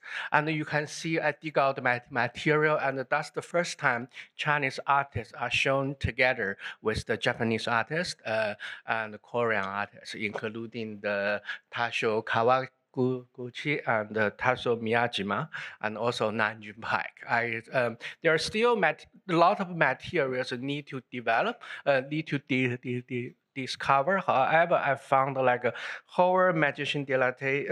It's quite an important framework when we talk about the globalization. Even in nowadays, we're thinking back, there are many things we can doubt, we can challenge, but I think that's the departure point for us to thinking about this kind of how the unfolding of the globalization. And I think also quite important that magician dilatate really present such quite an optimistic spirit of the globalization right after the ending of the Cold War. And this kind of a framework really influenced a whole generation of the creators and the institutions when they present the global art. Another model I'm talking about here is I just found in this very interesting material. In the 1994, there are a first China, Korean, Japanese contemporary art. It's not a modern. It's a contemporary art exhibition happened in the Beijing Normal University. The material was very limited. However, I can understand in the 1993, China and Korea built up the diplomatic relation. I think that's also the consequence of the ending of the Cold War. And that's at that time it's very normal that for the artists can always apply the money from the from a foreign affairs bureau minister or from other culture institution. That you can see this kind of the China, Japan, Korean, like East Asian collaboration become quite an important model at that time. And you can see this show was touring around. And first in Seoul, in the Seoul Museum of Art, and then tour to the museum in the Beijing Normal University, and then later on. And you can see there are many other artists there. For me, it's quite interesting that this exhibition involve a group of artists like Li Yongbing, Wang Luyan. Those artists are quite a conceptual artists at that time. Just give a little bit of background. In the 1993, cynical realism and the political pop have widely introduced internationally. And these artists at that time sounds like it's not a really on the main radar of the Chinese contemporary. They're rather quite a conceptualism and quite kind of like in such a kind of the marginal place in the contemporary art world in China. So you can feel that this kind of collaborate, like showing the group show is quite an interesting show and really presents the trend of the conceptualism in China. And they also have the symposium there. And later on, this show then toured to the Osaka, and you can see even Li Bu and there's all these artists in that show. So, there are not so many material here, but I just found that this kind of model is also very interesting for us to understand how artists working together. And this is compared with the magician dilatate. I think it's very important that the artists from three nations kind of self-organize this kind of show and working all together. And that's really present a different model than magician dilatate. And if we're talking about the contemporary art in the 1990s, especially in Asia, I think there also is kind of era that the biennials become widely built in our region. If we can say Shanghai Biennial, 1996, Guangzhou Biennial, 1995, and APT, 1993, and Yokohama later on Yokohama Triennial. So when we're talking about the globalization at this time, the biennial is a very important network. And I think a biennial at that time, when got less in the internet, especially for Chinese artists, when they travel, less and not so popular, not so easy as in our day. I think a biennial is very important channel for them to meet, to collaborate, and to really circulate the information. And this can also have the impact to the creations. 2000 in the 2000 and the Shanghai Biennial, after two times of the Shanghai Biennial. It's a very critical moment for Shanghai Biennial that they had a huge reform. They want to go to international, and they want to go to they decided to go to international contemporary art. And in 2000, they began to involve the international creators to creating the Shanghai Biennial. And the first in the first 10 in the first 10 years of the 21st century, like Shanghai Biennial involved the two Japanese creators. 2000 with Shimizu Choshisan, and 2002 we have the Yoko Hasegawa to creating the whole show. So with this kind of participation, and this really very important role to present systematically for those contemporary artists, like especially Japanese contemporary artists in China. I just list up those names here, but I also want to present in China in the around the 2000. There are also big change for the contemporary art from the, I think when Hou Huanru started to do the Cities on the Move, yeah, really you can see a new generation came into being, which focus on more on the media, focus on the everyday life, and focus on the urbanization. If you see what's happened at that time in China, then you can easily find some connection here. I think I still can remember after 2000 Shanghai Biennial when the Miyashima and Onkawara have their show in China. That's really enlighten people or really bring some inspire the Chinese artists thinking about the temporality, thinking about the time. And also when the Mariko Mori's photo about this kind of the tradition and the modern and some kind of very like a religion things bind with the very modern image. That's also triggered a lot of the exploration of the we call the conceptual photograph or new photograph in China. That's quite interesting. 2002, when this really the more systematic way, because that year, Shanghai decided to do the urban creation. It's more focused on the architecture and the contemporary art. And that's also quite a systematic way, like all these Japanese architects have their show in China. And this really inspired many critical thinking about space, material, also more important about the field research and urbanization. I want to show the slide. Also, I found it quite interesting that the NARA was introduced to China rather late, 2006. I think as core for more memory, there are very different pattern like that in Europe, in the States. I think that's also partially because of kind of the biennial network. And then without, I also want to put, I also very luckily, thanks for Japan Foundation, and really bring our younger generation in 2001 all together. And we have this kind of the, another working relation was built by that time.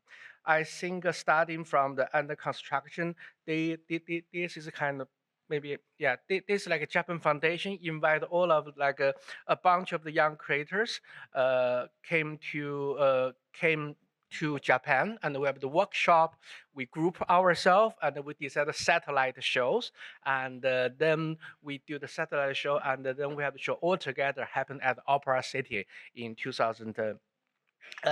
In the 2002.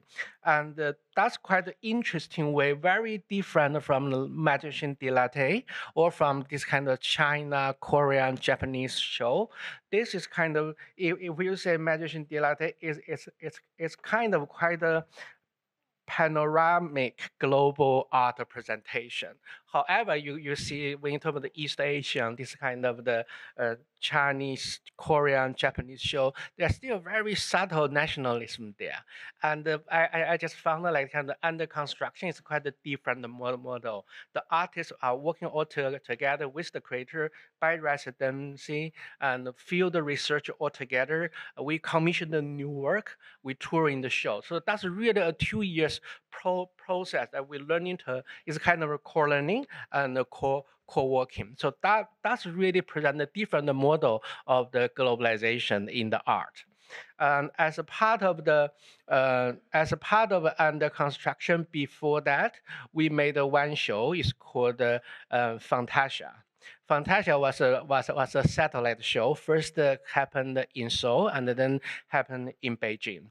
And by doing this show, we really commissioned the different artists like to do the research and do the different work. Just want to share some image here. And artists really like they stay together, they talk, they communicate. And for example, like a Kin Sora, based on this $2 shop, and she also came to China, made a different version of that, and King Hong Sok. And also this earlier Yuando Zhang Yuando and Jin Yuando, and he like really interviewed the normal social like a person on the street, like the grassroots person, asking what's their dream, and in interview them, and he really stage the photo to really reflect their dream. So that's also the way for people to understanding each other and to develop the understanding not only about art but also about the society and the different people. Not to mention, this is also a very nice project by Ozawa-san. It's called the vegetable weapon. Just give a little bit background. Ozawa-san found all the Asian nation has this kind of the course like the hot pot, but the different people have the different way of the cooking the hot pot. So Azawa-san really asking everybody to buy all the vegetable for the hot pot, and then he used the vegetable to make a weapon and take this photo. And then as ending of the event, we always have the very nice hot pot party.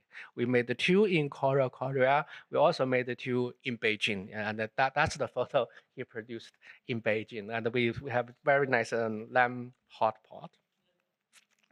And it's quite interesting that Chen Xiaoxiong and Ozawa-san, they met during the under construction project. And this was, and the work I'm showing here, that they decided to collaborate. And this was their first collaboration work, which later participated in Quantum Triennial created by Hou Hanru. The creative process involved kind of the cross-culture and the cross-border communication where the artists like really exchange and the dialogue by maining the ink art and the photographs between the Guangzhou and Tokyo. They each documented the daily experience, dream, and allowing the other to elaborate or interpret in the image by in the painting form. One of the reasons the initiators want to collaborate was to respond to the very intensive relation between China and Japan in the 2005. And Chen Xiaoxiong and Ozawa later invited King Hong Sok, also an artist from Korea, from under construction. They built a form called the Xijinmen. Xijinmen in Mandarin is like a West capital, because we say there are many, we have the Beijing is like a North capital, Tokyo is the East capital. Then they found in all the Asian country, they have no place called the Xijin, the West capital. So they want to create a whole nation called the Xijinmen. That's like a nation that does not really exist. So that's the begin their collaboration in the 2006.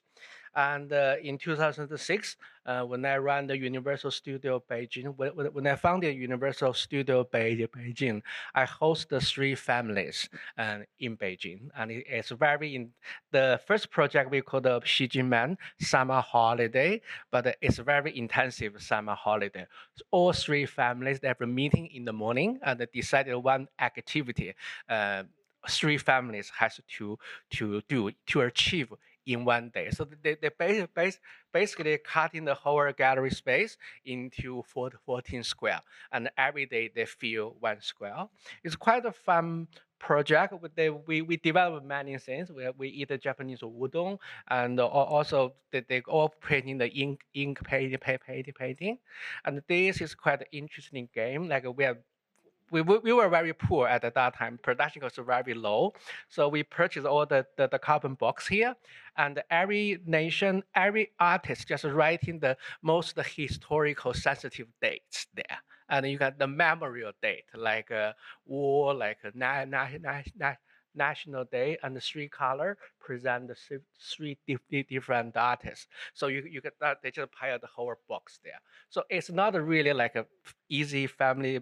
It's kind of a way for communicator to understand, but in a very easygoing way. And then this artist was invited by Mami-san for the 2007 a Beautiful New World show in Beijing, and that's probably also the very earlier time like to Japanese artists participated in the Japanese contemporary art show. So I think that's also quite an interesting moment. And then 2 years after that, then is the 2008. But I just by now I just want to present that in the 20 years and how this globalization can unfolding in the contemporary art. But my presentation was quite rough.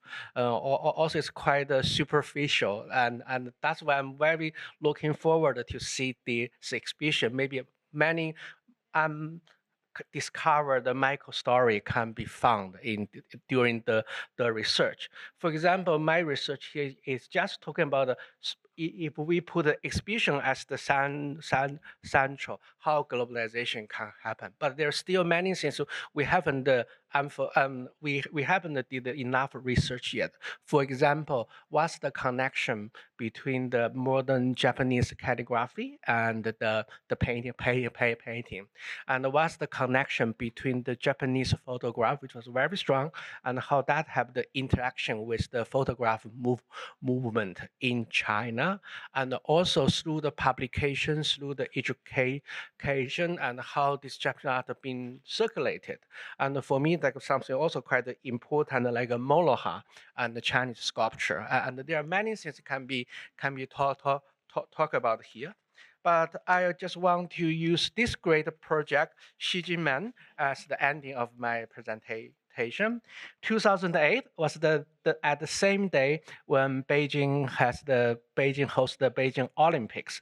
We host the 3 artist family again in our space, and the 3 Xijinmen want to host the Xijin Olympics in my gallery. And they have a proper opening ceremony, and they have probably the logo, and they have probably the medal, and they also they really redesign whole game. For example, it's a competition about who can non-breathe for longest time. For example, who can sleep the longest time, and the people got this kind of the quite interesting way, or who can make the other people laugh, and who can push the bicycle fast without a ride on it. It's quite a fun summer day. For me, that's also quite an interesting time that by they're doing their own Olympics, they're really deconstructing the nationalism into the kind of the Olympics as kind of official activity. And then they change the Olympics as a pure gathering with the happiness, with very subtle competition. 2 months after this project, Raymond Brothers bankrupt, and the whole financial crisis, Occupy Wall Street, Sunflower movement, Brexit, Yellow Vest movement, until Donald Trump, as we can say. And then that's really fun for me. Every time when I show this work, for me, it's very interesting moment. If we say the magician de latte really present the optimistic of the globalization, I think this work probably was the last work at the end of the last version of the globalization. And what happened, I think in the next 10 years, the whole world will be full of the uncertainty, very difficult to predict. And that's why I really want to use the Xi Jinmen as the ending of my presentation. I think Xi Jinmen really as kind of the last work before the whole deglobalization happened from the 2010, which the whole show is about. And for me, the reason I presented Xi Jinmen here is I still believe the globalization is very, very important. And what we are now to abandon is like the deglobalization is we are not stop the globalization. Deglobalization will only stop the older version of the globalization. It's kind of old globalization. They're quite dynamic, but maybe also very imperfection. So I hope the Xi Jinmen is really a work to remind us we have to really they really urge us to look forward, to imagine a new globalization rather than just be nostalgia. And I believe that's also the significance of this exhibition about. It's really not about to show a nostalgia his history, but also really by reading that part of the very exciting part of the history, really tell us to imagine the next version of the globalization. Thank you. リリー様ありがとうございました。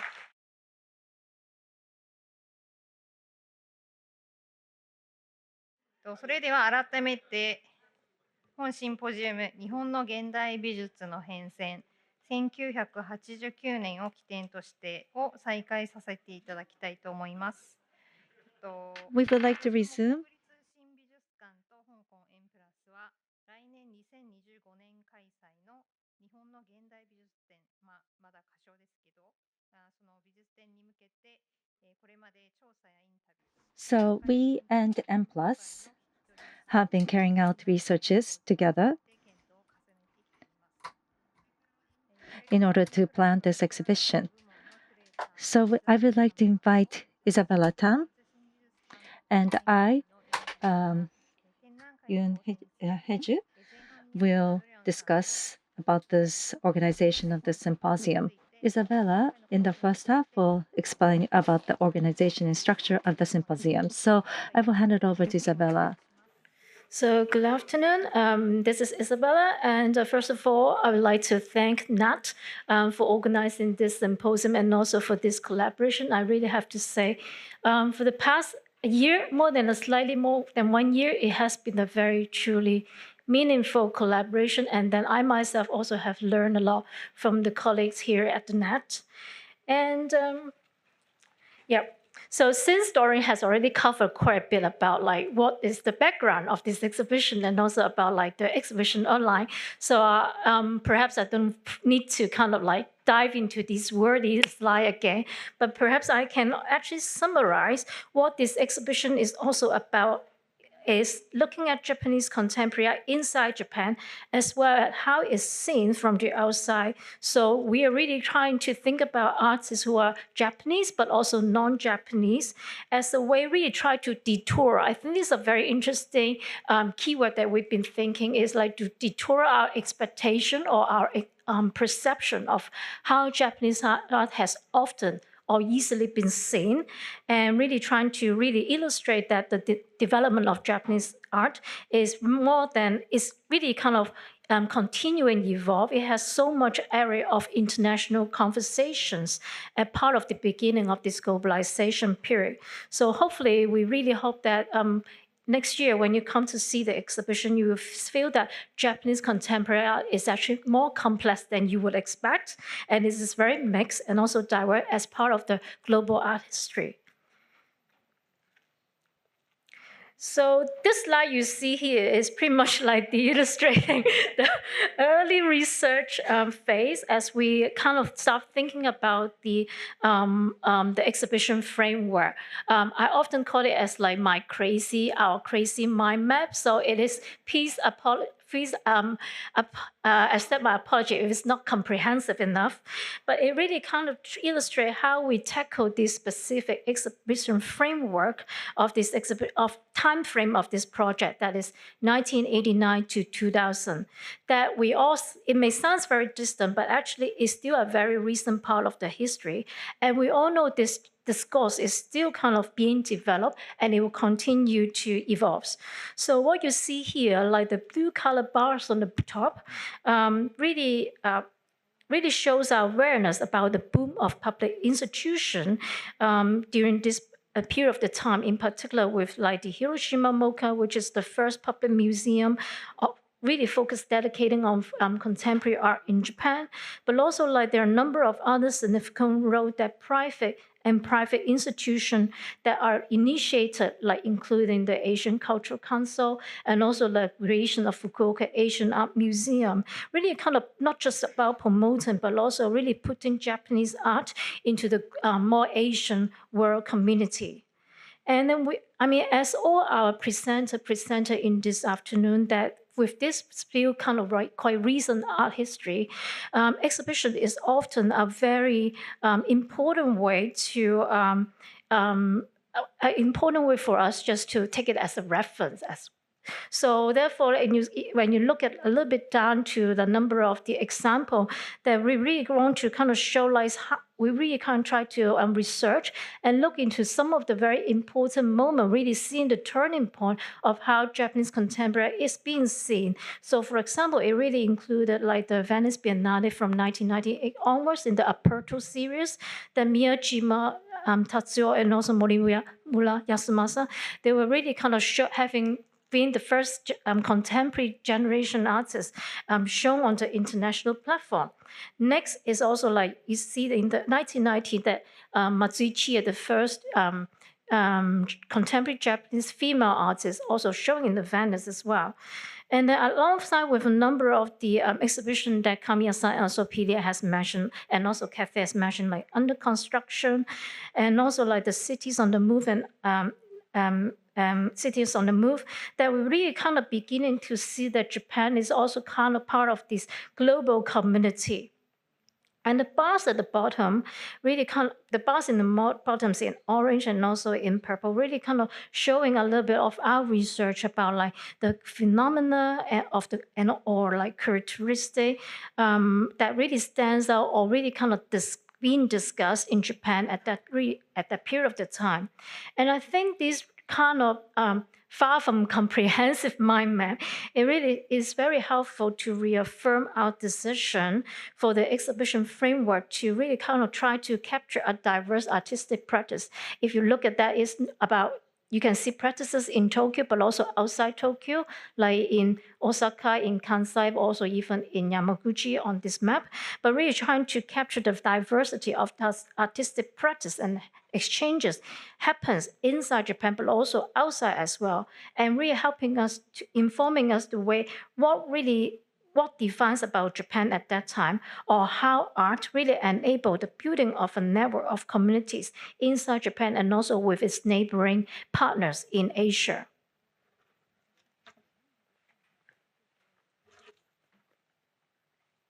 皆さん今イザベラさんが準備した2枚すごい情報 So the two slides that Isabella prepared is just full of information, and my slide is just one slide. So I will try to go slowly.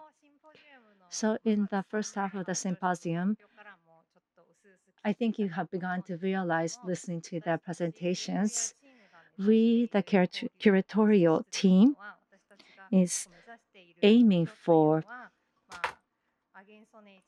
is like against nature exhibition or another under construction. So we're trying to repeat these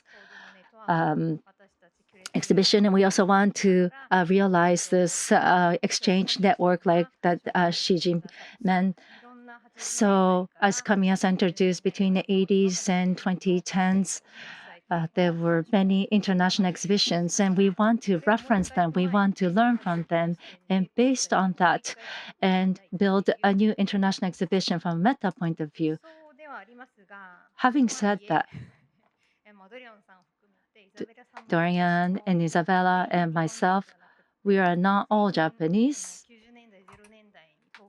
and we were not in Tokyo in the 2000s. Now, Osaka, our director, is the curatorial supervisor who does give us advice. All three of us are foreigners. It is somewhat a drawback, but it's also our strength, I believe.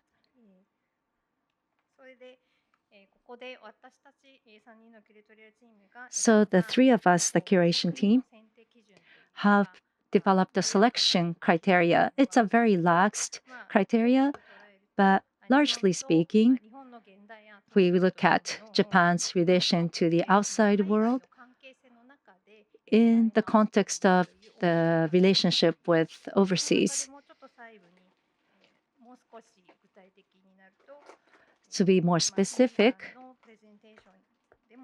as you saw in Peely's presentation, we have international collaborations between artists, and also there were many festivals, art festivals that were held in local communities around Japan, and also the collaborations in art projects, and then also private museums and private galleries. These are the artistic activities in the collaborations which we want to capture. And the bottom two, in these projects and exchanges, we have artists who are staying in Japan for a long time. And so we want to capture the engagement of these artists with Japan. And in the middle, up above, it's not just exchange we want to focus on, but we want to identify how the Japanese or Japan was perceived to be an inspiration for the artists. So we want to look at Japan as a theme and a culture as an artistic inspiration.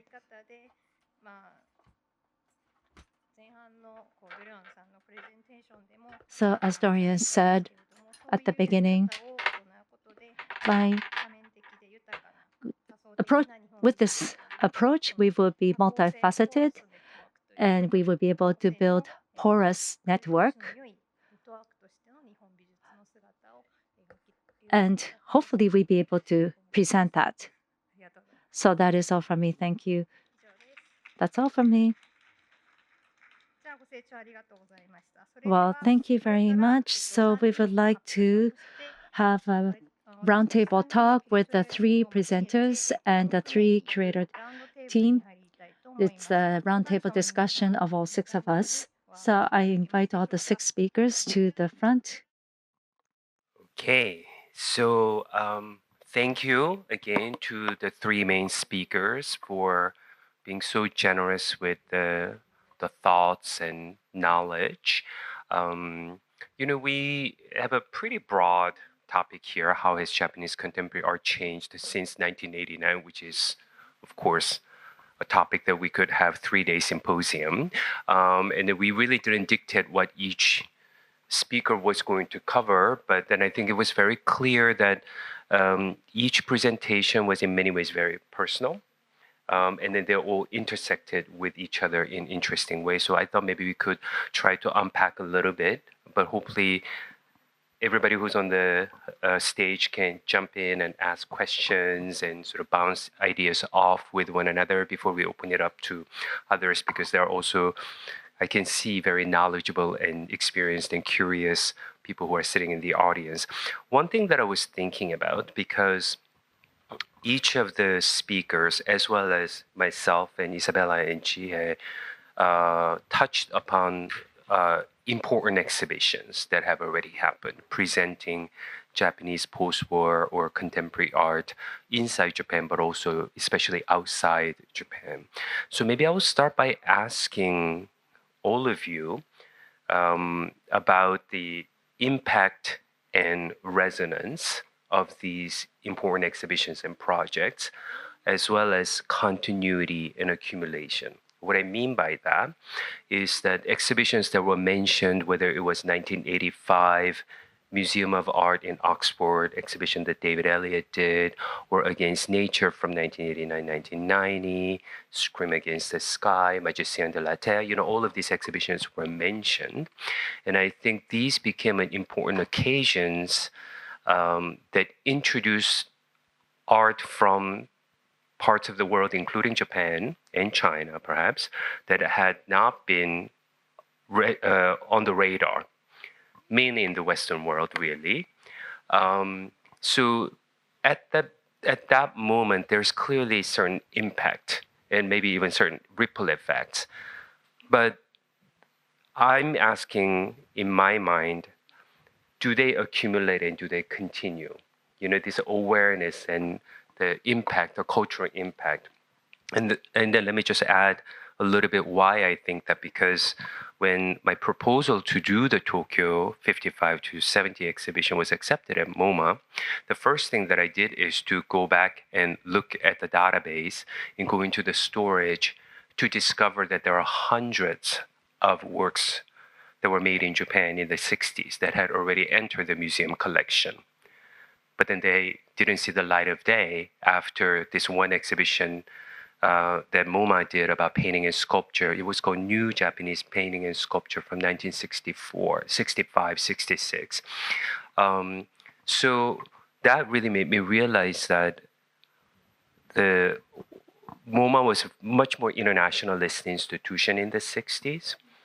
And it wasn't just Japanese. You will find Turkish works or Iranian works, and then they just became disappeared into oblivion. And I think this is a kind of a pattern that happens a lot, not just with Japan, but maybe Japan is a good example because of its a long history of modernism, that there's repeated attempts to re-highlight and rediscover. And then there might be momentary impact and resonances, but it always seems to kind of go back to the point of oblivion. So I want to hear from others whether you feel the same way or if I'm completely mistaken and pessimistic.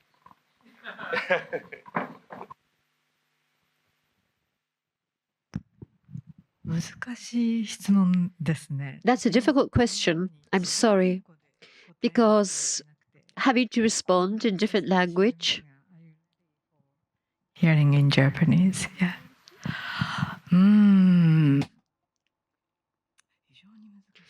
It's a really difficult question. Well,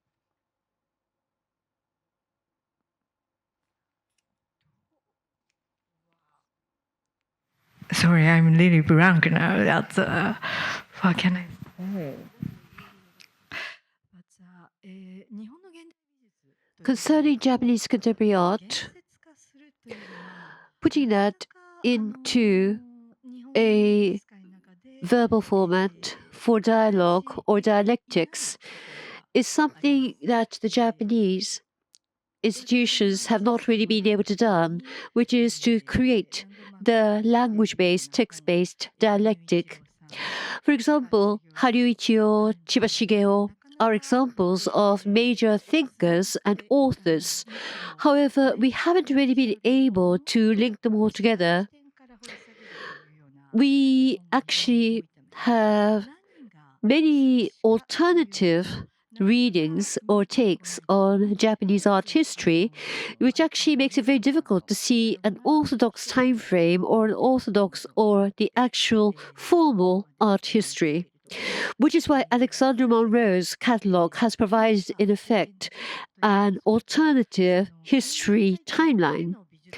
If we got something to fall back upon as a reference point, then we could have the shared experience of art, which is dominant, but we would be able to, now that we are thinking about possibilities of periods where we need to actually communicate with other cultures, with people from other backgrounds, creating an exhibition And the other examples, I think it's actually an example of how we've actually tried to verbalize or tried to actually give language form to the thoughts. I'm not quite sure if I responded to your question, but I'd like to think about the issues that you raised. Or Pili, do you have a response? It's a hard question to grapple with because it's urgent. I mean, if what you propose is that all of this work can disappear again, which I'm a little melancholy given the election, and honestly, I think we are returning to very nationalistic leaders, which could have a real effect on the kind of weaving of stories that we all have been talking about, then I think then it's really depressing. But I somehow also believe that, and that's what I was trying to get at, that it's not an exhibition that I'm so interested in, it's institutional change. And I think the exhibitions help that. They pry open the windows, doors, roof, so that different people can become the experts and different narratives can become woven with the traditions that are familiar. So I think, I mean, there was histories I didn't know in the presentations you two made. But there's now, I think, it's not just, well, when we did Against Nature, we had no idea that in 2024 we'd be talking about it still, to be honest. You don't know when you're involved with something that you're making history. That would be paralyzing. What you're doing is kind of scratching your curiosity and opening your heart and developing relationships. And I don't think that will ever become antiquated. I agree. It's a very difficult question to answer, but maybe I'm not answer this question. I keep thinking. I'm kind of agree with Cassie that the exhibition just one time. When you open the show, you close the show, exhibition is gone. Even nowadays, we sort of under construction, every show is really based on the catalog, based on the imagination. And that's also the beauty of the show. Every show just stay there for 6 months, then that's gone. But I think just departure from that, the imagination also help us to understanding. Every time we're reading the archive, it's kind of the imagination. And that's really a way for us to, so on that level, I think this experience are really articulated in a different way. And that's quite important, even for nowadays, we have this retrospective to think about that period. Yeah. Just want to mention one other thing. With CMAP came an acceleration of publications that translated sometimes for the first time in the country itself. You did a publication of Japanese critical texts. There was another on Eastern Europe, one on China. And for somebody such as myself, a typical American who speaks no languages, barely English, these are absolutely fundamental things. And I know my friend and colleague Eriko is very involved in that part of our field too, research. And so I think that we all need to participate broadly in this dissemination of knowledge, and that's going to require funds, and I think it's going to require priorities. And so, maybe partly what we all need to do together is figure out what are the histories that need to be mined, because you can't do everything, but if the people in this room could agree to what the priorities were, or just even in terms of Japanese and Chinese intersections. I think you'd have some muscle to raise the necessary funds and to start making more of that possible. いや、キャシーさんが As Kathy just said, institutions rather than exhibitions about the focus of her interest and how we look at art history, thinking about art, it's really about a place where memories reside and are built up. Where we retain things, we need to have that device for memory, institutions. If we don't have them, then everything is going to be simply falling to pieces. And with that situation, I intentionally set out to look at the important exhibitions which were created by people who were not affiliated with institutions. That's what I did in my presentation. Those are retained in publications, by the cultural workers, in other words, curators, the institutions. If we're able to create this structure, the construction of that, particularly in places where art infrastructure is still relatively new, particularly in Japan, in a place where the art museums have been a post-war product and where the device for memory is still relatively new with a very recent history, we haven't been able to cover everything, but if we talk with other people, we can discover that the various different languages have been brought to a certain place. They have been revisited, rethought, and many people can think at that. The audience, the researchers, the curators, by having those gazes looking at that, this really highlights and also refines and polishes and perfects what we have. And all that is necessary for institutions. So creating it, how we see the institutions being received and how they are carried on, I think the importance of that really has been emphasized with Kathy and P's contributions. Leads to the sort of second topic or question that I had, that is it for these temporary exhibitions that produce knowledge and relationships, for them to have the continuity and accumulation that I was talking about, do we need that apparatuses of institution, which of course is a concentration of expertise and professionalism and resources, which can often is more powerful if it is a collection of artworks. So even if it gets forgotten, as I was describing earlier, they can always be rediscovered, right? Whether it's in the art storage or the archive, the way that Kamiya-san was just talking about, as memories that can be rediscovered. But then another one that I was just thinking about also was funders. Kathy, you mentioned how the Walker project was funded by a foundation, very generous, Bush Foundation, and Mellon Foundation funded very generously to kick off the CMAP project. So all of those things really need to come together for the groundbreaking efforts of knowledge and relationship building can be remembered and preserved and remembered. And I guess I want to say that it's very hard sometimes for institutions to take limited resources and deploy them in new ways. But this is where really the funders' education of what kinds of things can be done to foment change is really important, because all of those foundations took a gamble. I mean, it may be hard to think about gambling on MoMA, but I can promise you this could have failed easily. And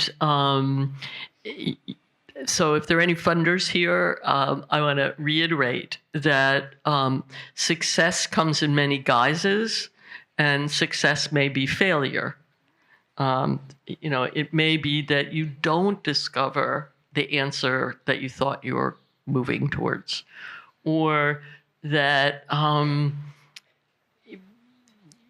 understanding breaks down at times and has to be rebuilt. I mean, that was the kinds of conversations we had both at Walker and at MoMA, ultimately somebody has to lead the group towards trust so that really hard things can be said, because there are different levels of ignorance and different levels of knowledge, and they may all be in the same room, and we have to be able to be accountable to the truths we think are true, the small t truths that probably are more true.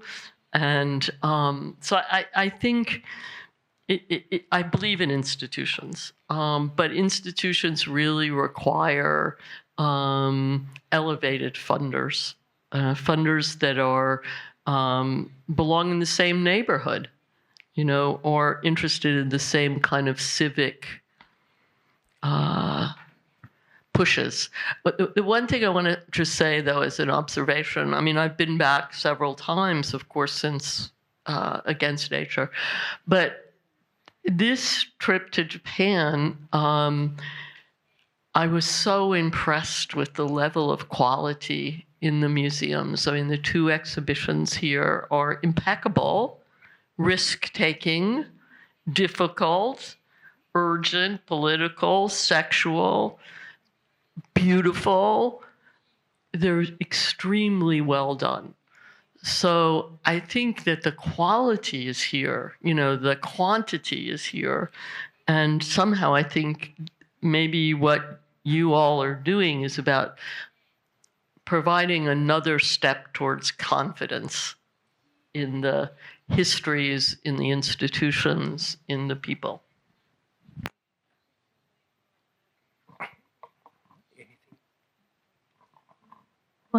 I was at the beginning thinking, trying to respond to your question about like the way that we are looking at talking about exhibition history at the beginning of this symposium. And I'm just thinking about like when we're doing the research of this exhibition, that what I has been talking with Kathy in the past few days about like the parallel time of Against Nature and Primal Spirit. Perhaps, I mean, the two exhibitions are directed to do different kind of aesthetics. And then it also coincide at a similar period of the time. So it really kind of made me kind of beginning to think about like, even for the artists themselves, they are also thinking about there is more than one multiple or like more than one narrative about Japanese contemporary art. So I think that is why I think even though this history of Japanese contemporary between these 20 years are still relatively recent, perhaps may not be too authoritatively written, still the exhibition, it provides us an entry point to think about the possibility of multiplicity, which is pretty much urgent as we all face the world right now. And I think it is really kind of like a guiding point for us really just to think about what we could actually offer or like to destabilize something people think is very conventional.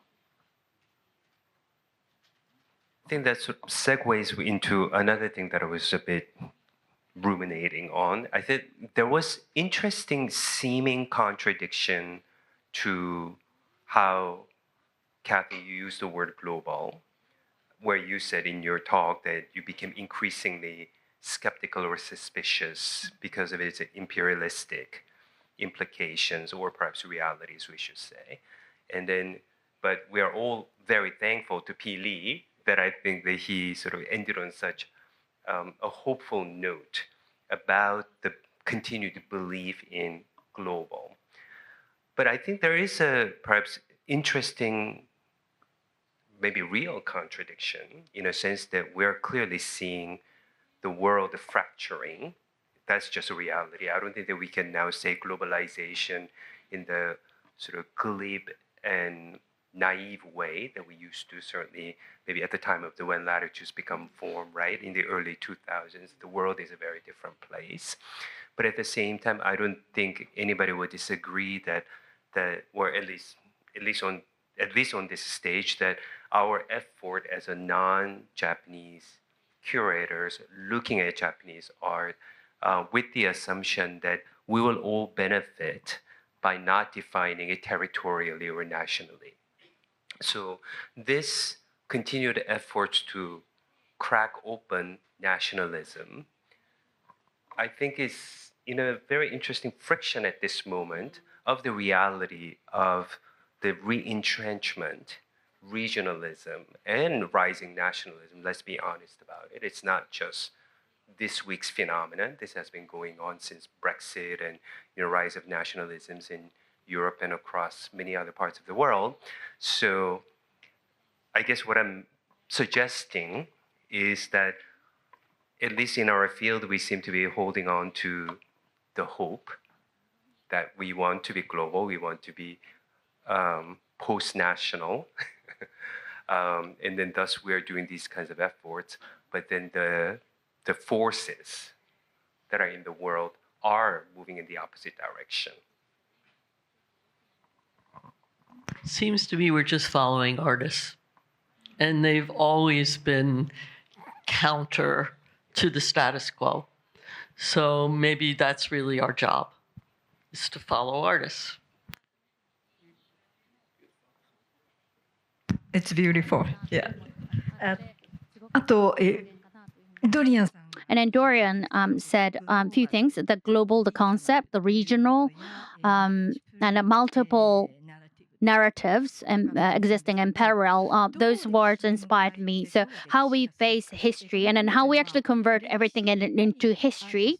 So it's a history, but at the same time, it's a modern, ongoing the journey, and the global is not experiencing everything, but a regional, it's very much tied to experiences. So how do we connect this in a global and then the regional? I think, the glue is the curiosity. And I think, that same thing applies to the history. So you do have things that you don't experience, but how are you going to visualize those things in exhibitions? And then Yusan said it, that back in the 80s and the 90s, we do have this no knowledge or actual experience of the 80s and the 90s, but that not knowing and not experiencing it can be a force and a catalyst. And I think, there's this challenge that we have in this exhibition.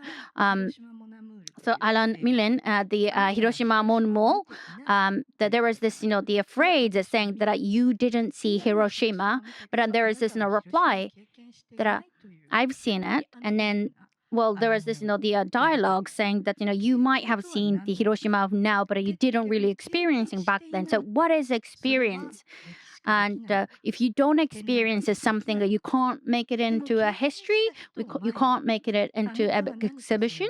Maybe you do have something that you can articulate in front of someone who It's experienced also it. the question of authority, right? Who has the authority to speak? And then the fact that you were there at the time and experienced and participate gives you necessarily the authority to remember and tell the history, because that's also the dilemma of dealing with the recent history, where those who were there, such as Eriko, Osaka, and Kathy, are they the only one who have the authority? I think we have to believe that that's not the case. Otherwise, history cannot be more fully realized. I think if we think of history as fixed truth, we actually kill it. Because I think Isabella used the word multiplicities. I guess what I was trying to suggest, that I was a much narrower person and mono everything, before I came to Japan. And when my world collapsed as I knew it, it actually was an opportunity for my world to become expanded. So you'll always get me to say, I'm not interested in authority, because authority actually usually is one voice telling us what to do. And I think what is so remarkable, and what we have to figure out how to do without maybe saying this all the time, is that artists is undermining, the work we do is about undermining the security of history. And, I guess language is going to be very important for all of us to adopt new languages, new ways of talking about it, so that we aren't calling attention to the provocation. We're just doing it. What did you two learn from each other's presentations of history? Because they were parallel, sometimes overlapping. I just wonder how you looked at each other's history.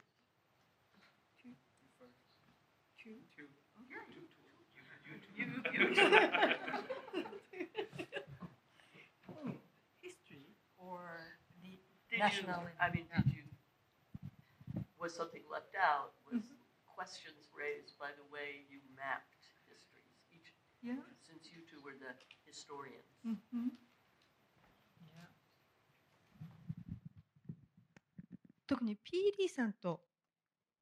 So in comparison with Pili, we have worked together for 3 years about Asia.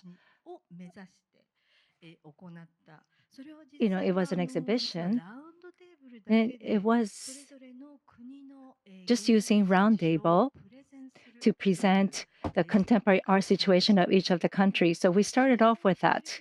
But when we made the presentation, the biggest frustration for us was we wanted to go see it. We wanted to go see the artists. What's happening? We want to know that.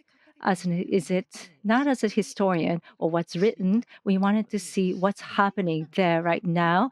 So we were talking to Japan Foundation, and one of the directors said, yes,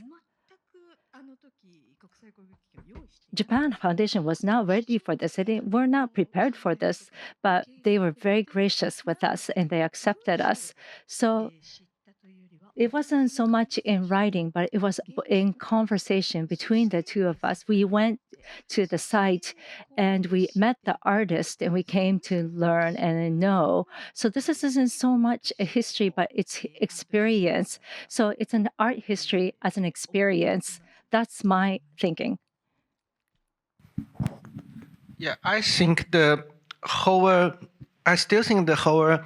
and the construction project was very enlightening. At that time I joined, I was very young, and I barely compare with other colleagues in the room. That's more like my second time went out to China. And then I have no idea, other than Chinese, I have no idea what's happening. So you may remember when my first presentation is really like I talk about the narrative, I talk about the figurative and this kind of things.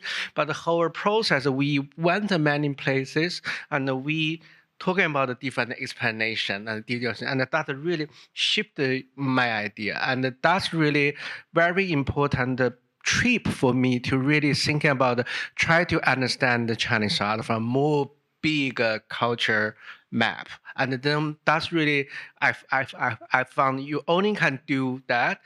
By doing that, you can really enlarge your world. And that's really kind of founded my understanding about whole curatorial and art. That's one thing. Another thing I just found that also answer Doryun's question, as a reflection, I just found like you talk about kind of this conflict of the nationalism and the globalization. I just feel like globalization is talking about the fluidity. Things are flow very fast with no the boundary. But the globalization, the problem for globalization that they move so fast, they cannot give you the gravity. But sometimes I won't say nationalism, I think the local, we are not here talking about the nationalism, but more like a understanding things from the local perspective. And this localism can really give you the gravity. So you on one hand, in art world, you need things circulate fast. You need the fluidity. But sometimes, in most of the time, you also need the gravity to make things standing there. I saw that for a long time because I was the 2 years I was like 6 years in the jury panel in China, and then after 2017, we really see boom, a whole generation of the artists. There were, it's kind of a young artist show, and then we really see clear divided. The one part you can immediately see those artists are trained by the China academies, and those are back from states, back from different things, and you can see very clear this kind of gap there. And then I just found them like when they came back to China, and they really try to do them like they really do the research about the micro story about the hometown. So I really found like on one hand that they have the international language, that you really go from one or one the other show, but this kind of local things, this kind of local, regional, local, really give them the gravity. And to have this both is very important. You cannot give like a totally globalization, or you have to keep the balance there, and that's very important. Yeah. And that's how you've been talking about M+. I mean, that's why I mentioned 80 languages were spoken in Minneapolis. The global is not limiting. It's actually what we're all, I mean, I once said, and I really believe it's true, everything I've done in terms of exhibitions is to learn more about myself. There's nothing more local than that. But it's myself in various circles of the world. And I think what's so moving about me, what we've done today, is to hear how personal these explorations are. You know, these aren't academic investigations. They're very personally, psychologically motivated. And so that's when I realized, well, this idea of truth is not something we should aspire to. そのグローバルの可能 About the possibility, the potential of globalism or the global, where you have a place where you have 80 different languages being spoken, as opposed to Japan. Japan is a place where, let's face it, diversity is still pretty limited. Japanese in Japan, people talk about people who speak Japanese. You assume that you will all understand what being Japanese is. And with the global momentums, transformations in China, we have that sinking feeling that this is not going to be okay for the future, which is why we have these issues about what is nationality, what is Japaneseness, and being placed in the context of this discourse, for the first time, we are questioning what exactly is Japan, what background, what soil did we have for bringing work forward, what actually has been promoting this, and being aware of that. That self-awareness and self-recognition, for the first time, really creates a situation where we can receive further stimulation. So the homogeneity of the society being placed in that has created unique products and outputs. At the same time, the standard for other countries, where you have the diversity of languages, diversity of cultures, when it comes to whether we understand that or not, we're still behind. We don't really get it in many instances. So, with that situation, I think having you pose those different questions is really going to make us sit up and pay attention. You know, I think this tension or friction that we're talking about is, you know, I mean, it's not something that we're going to resolve here, because this is so deeply embedded in institutional thinking, societal thinking, and whatnot. But I think maybe what unifies those of us who are on the stage, at least, is that that sort of nationality or Japaneseness, that the specific identity that is a bit of an obsession, and the internationalism or globalism of the culture here are not contradictions, actually. In fact, they have all existed together. And I'm being a little bit facetious in saying this, that, you know, perhaps even if there's not enough diversity, perhaps, of experience within the country, I think that there are many, many people from around the world, across Asia for sure, who are providing that diversity to Japan, because they I mean, I did say, of course, in all seriousness, that, I think the Japaneseness or any kind of cultural or national uniqueness has already been questioned. So we don't really need to belabor this. But there are millions of people who are coming to this country because they love the Japaneseness. In fact, that is just the fact. And then that is a form of diversity as well. And I think that's something that in professionalism, we're always happy to remind everybody else the significance of the achievements made by all the visual cultural fields in Japan and how it continues to serve as the benchmark.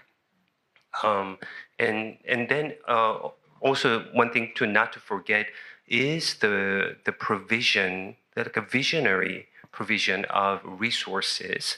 Say the Japan Foundation, shout out to Furuichi-san who's in the audience, instrumental in creating the relationships, all of us, especially initiatives like the under construction, because those of that generation, all of us, the same generation, all these Asian curators from different countries across East Asia and South Asia coming together and working together for 3 years plus was a deeply moving experience, even if we weren't part of it, even if we were just witnessing it. So I think going back to sort of my provocation in the beginning, things are continuing and accumulating. So I hope that's a way to end the conversation. So thank you very much. Thank you very much, everybody, and thank you to the audience. 会場の皆様、本日の登壇者3人の方に Thank you to the three 改めて大き speakers. な拍手 Thank をお願 you いい to た the します。 participants on the stage.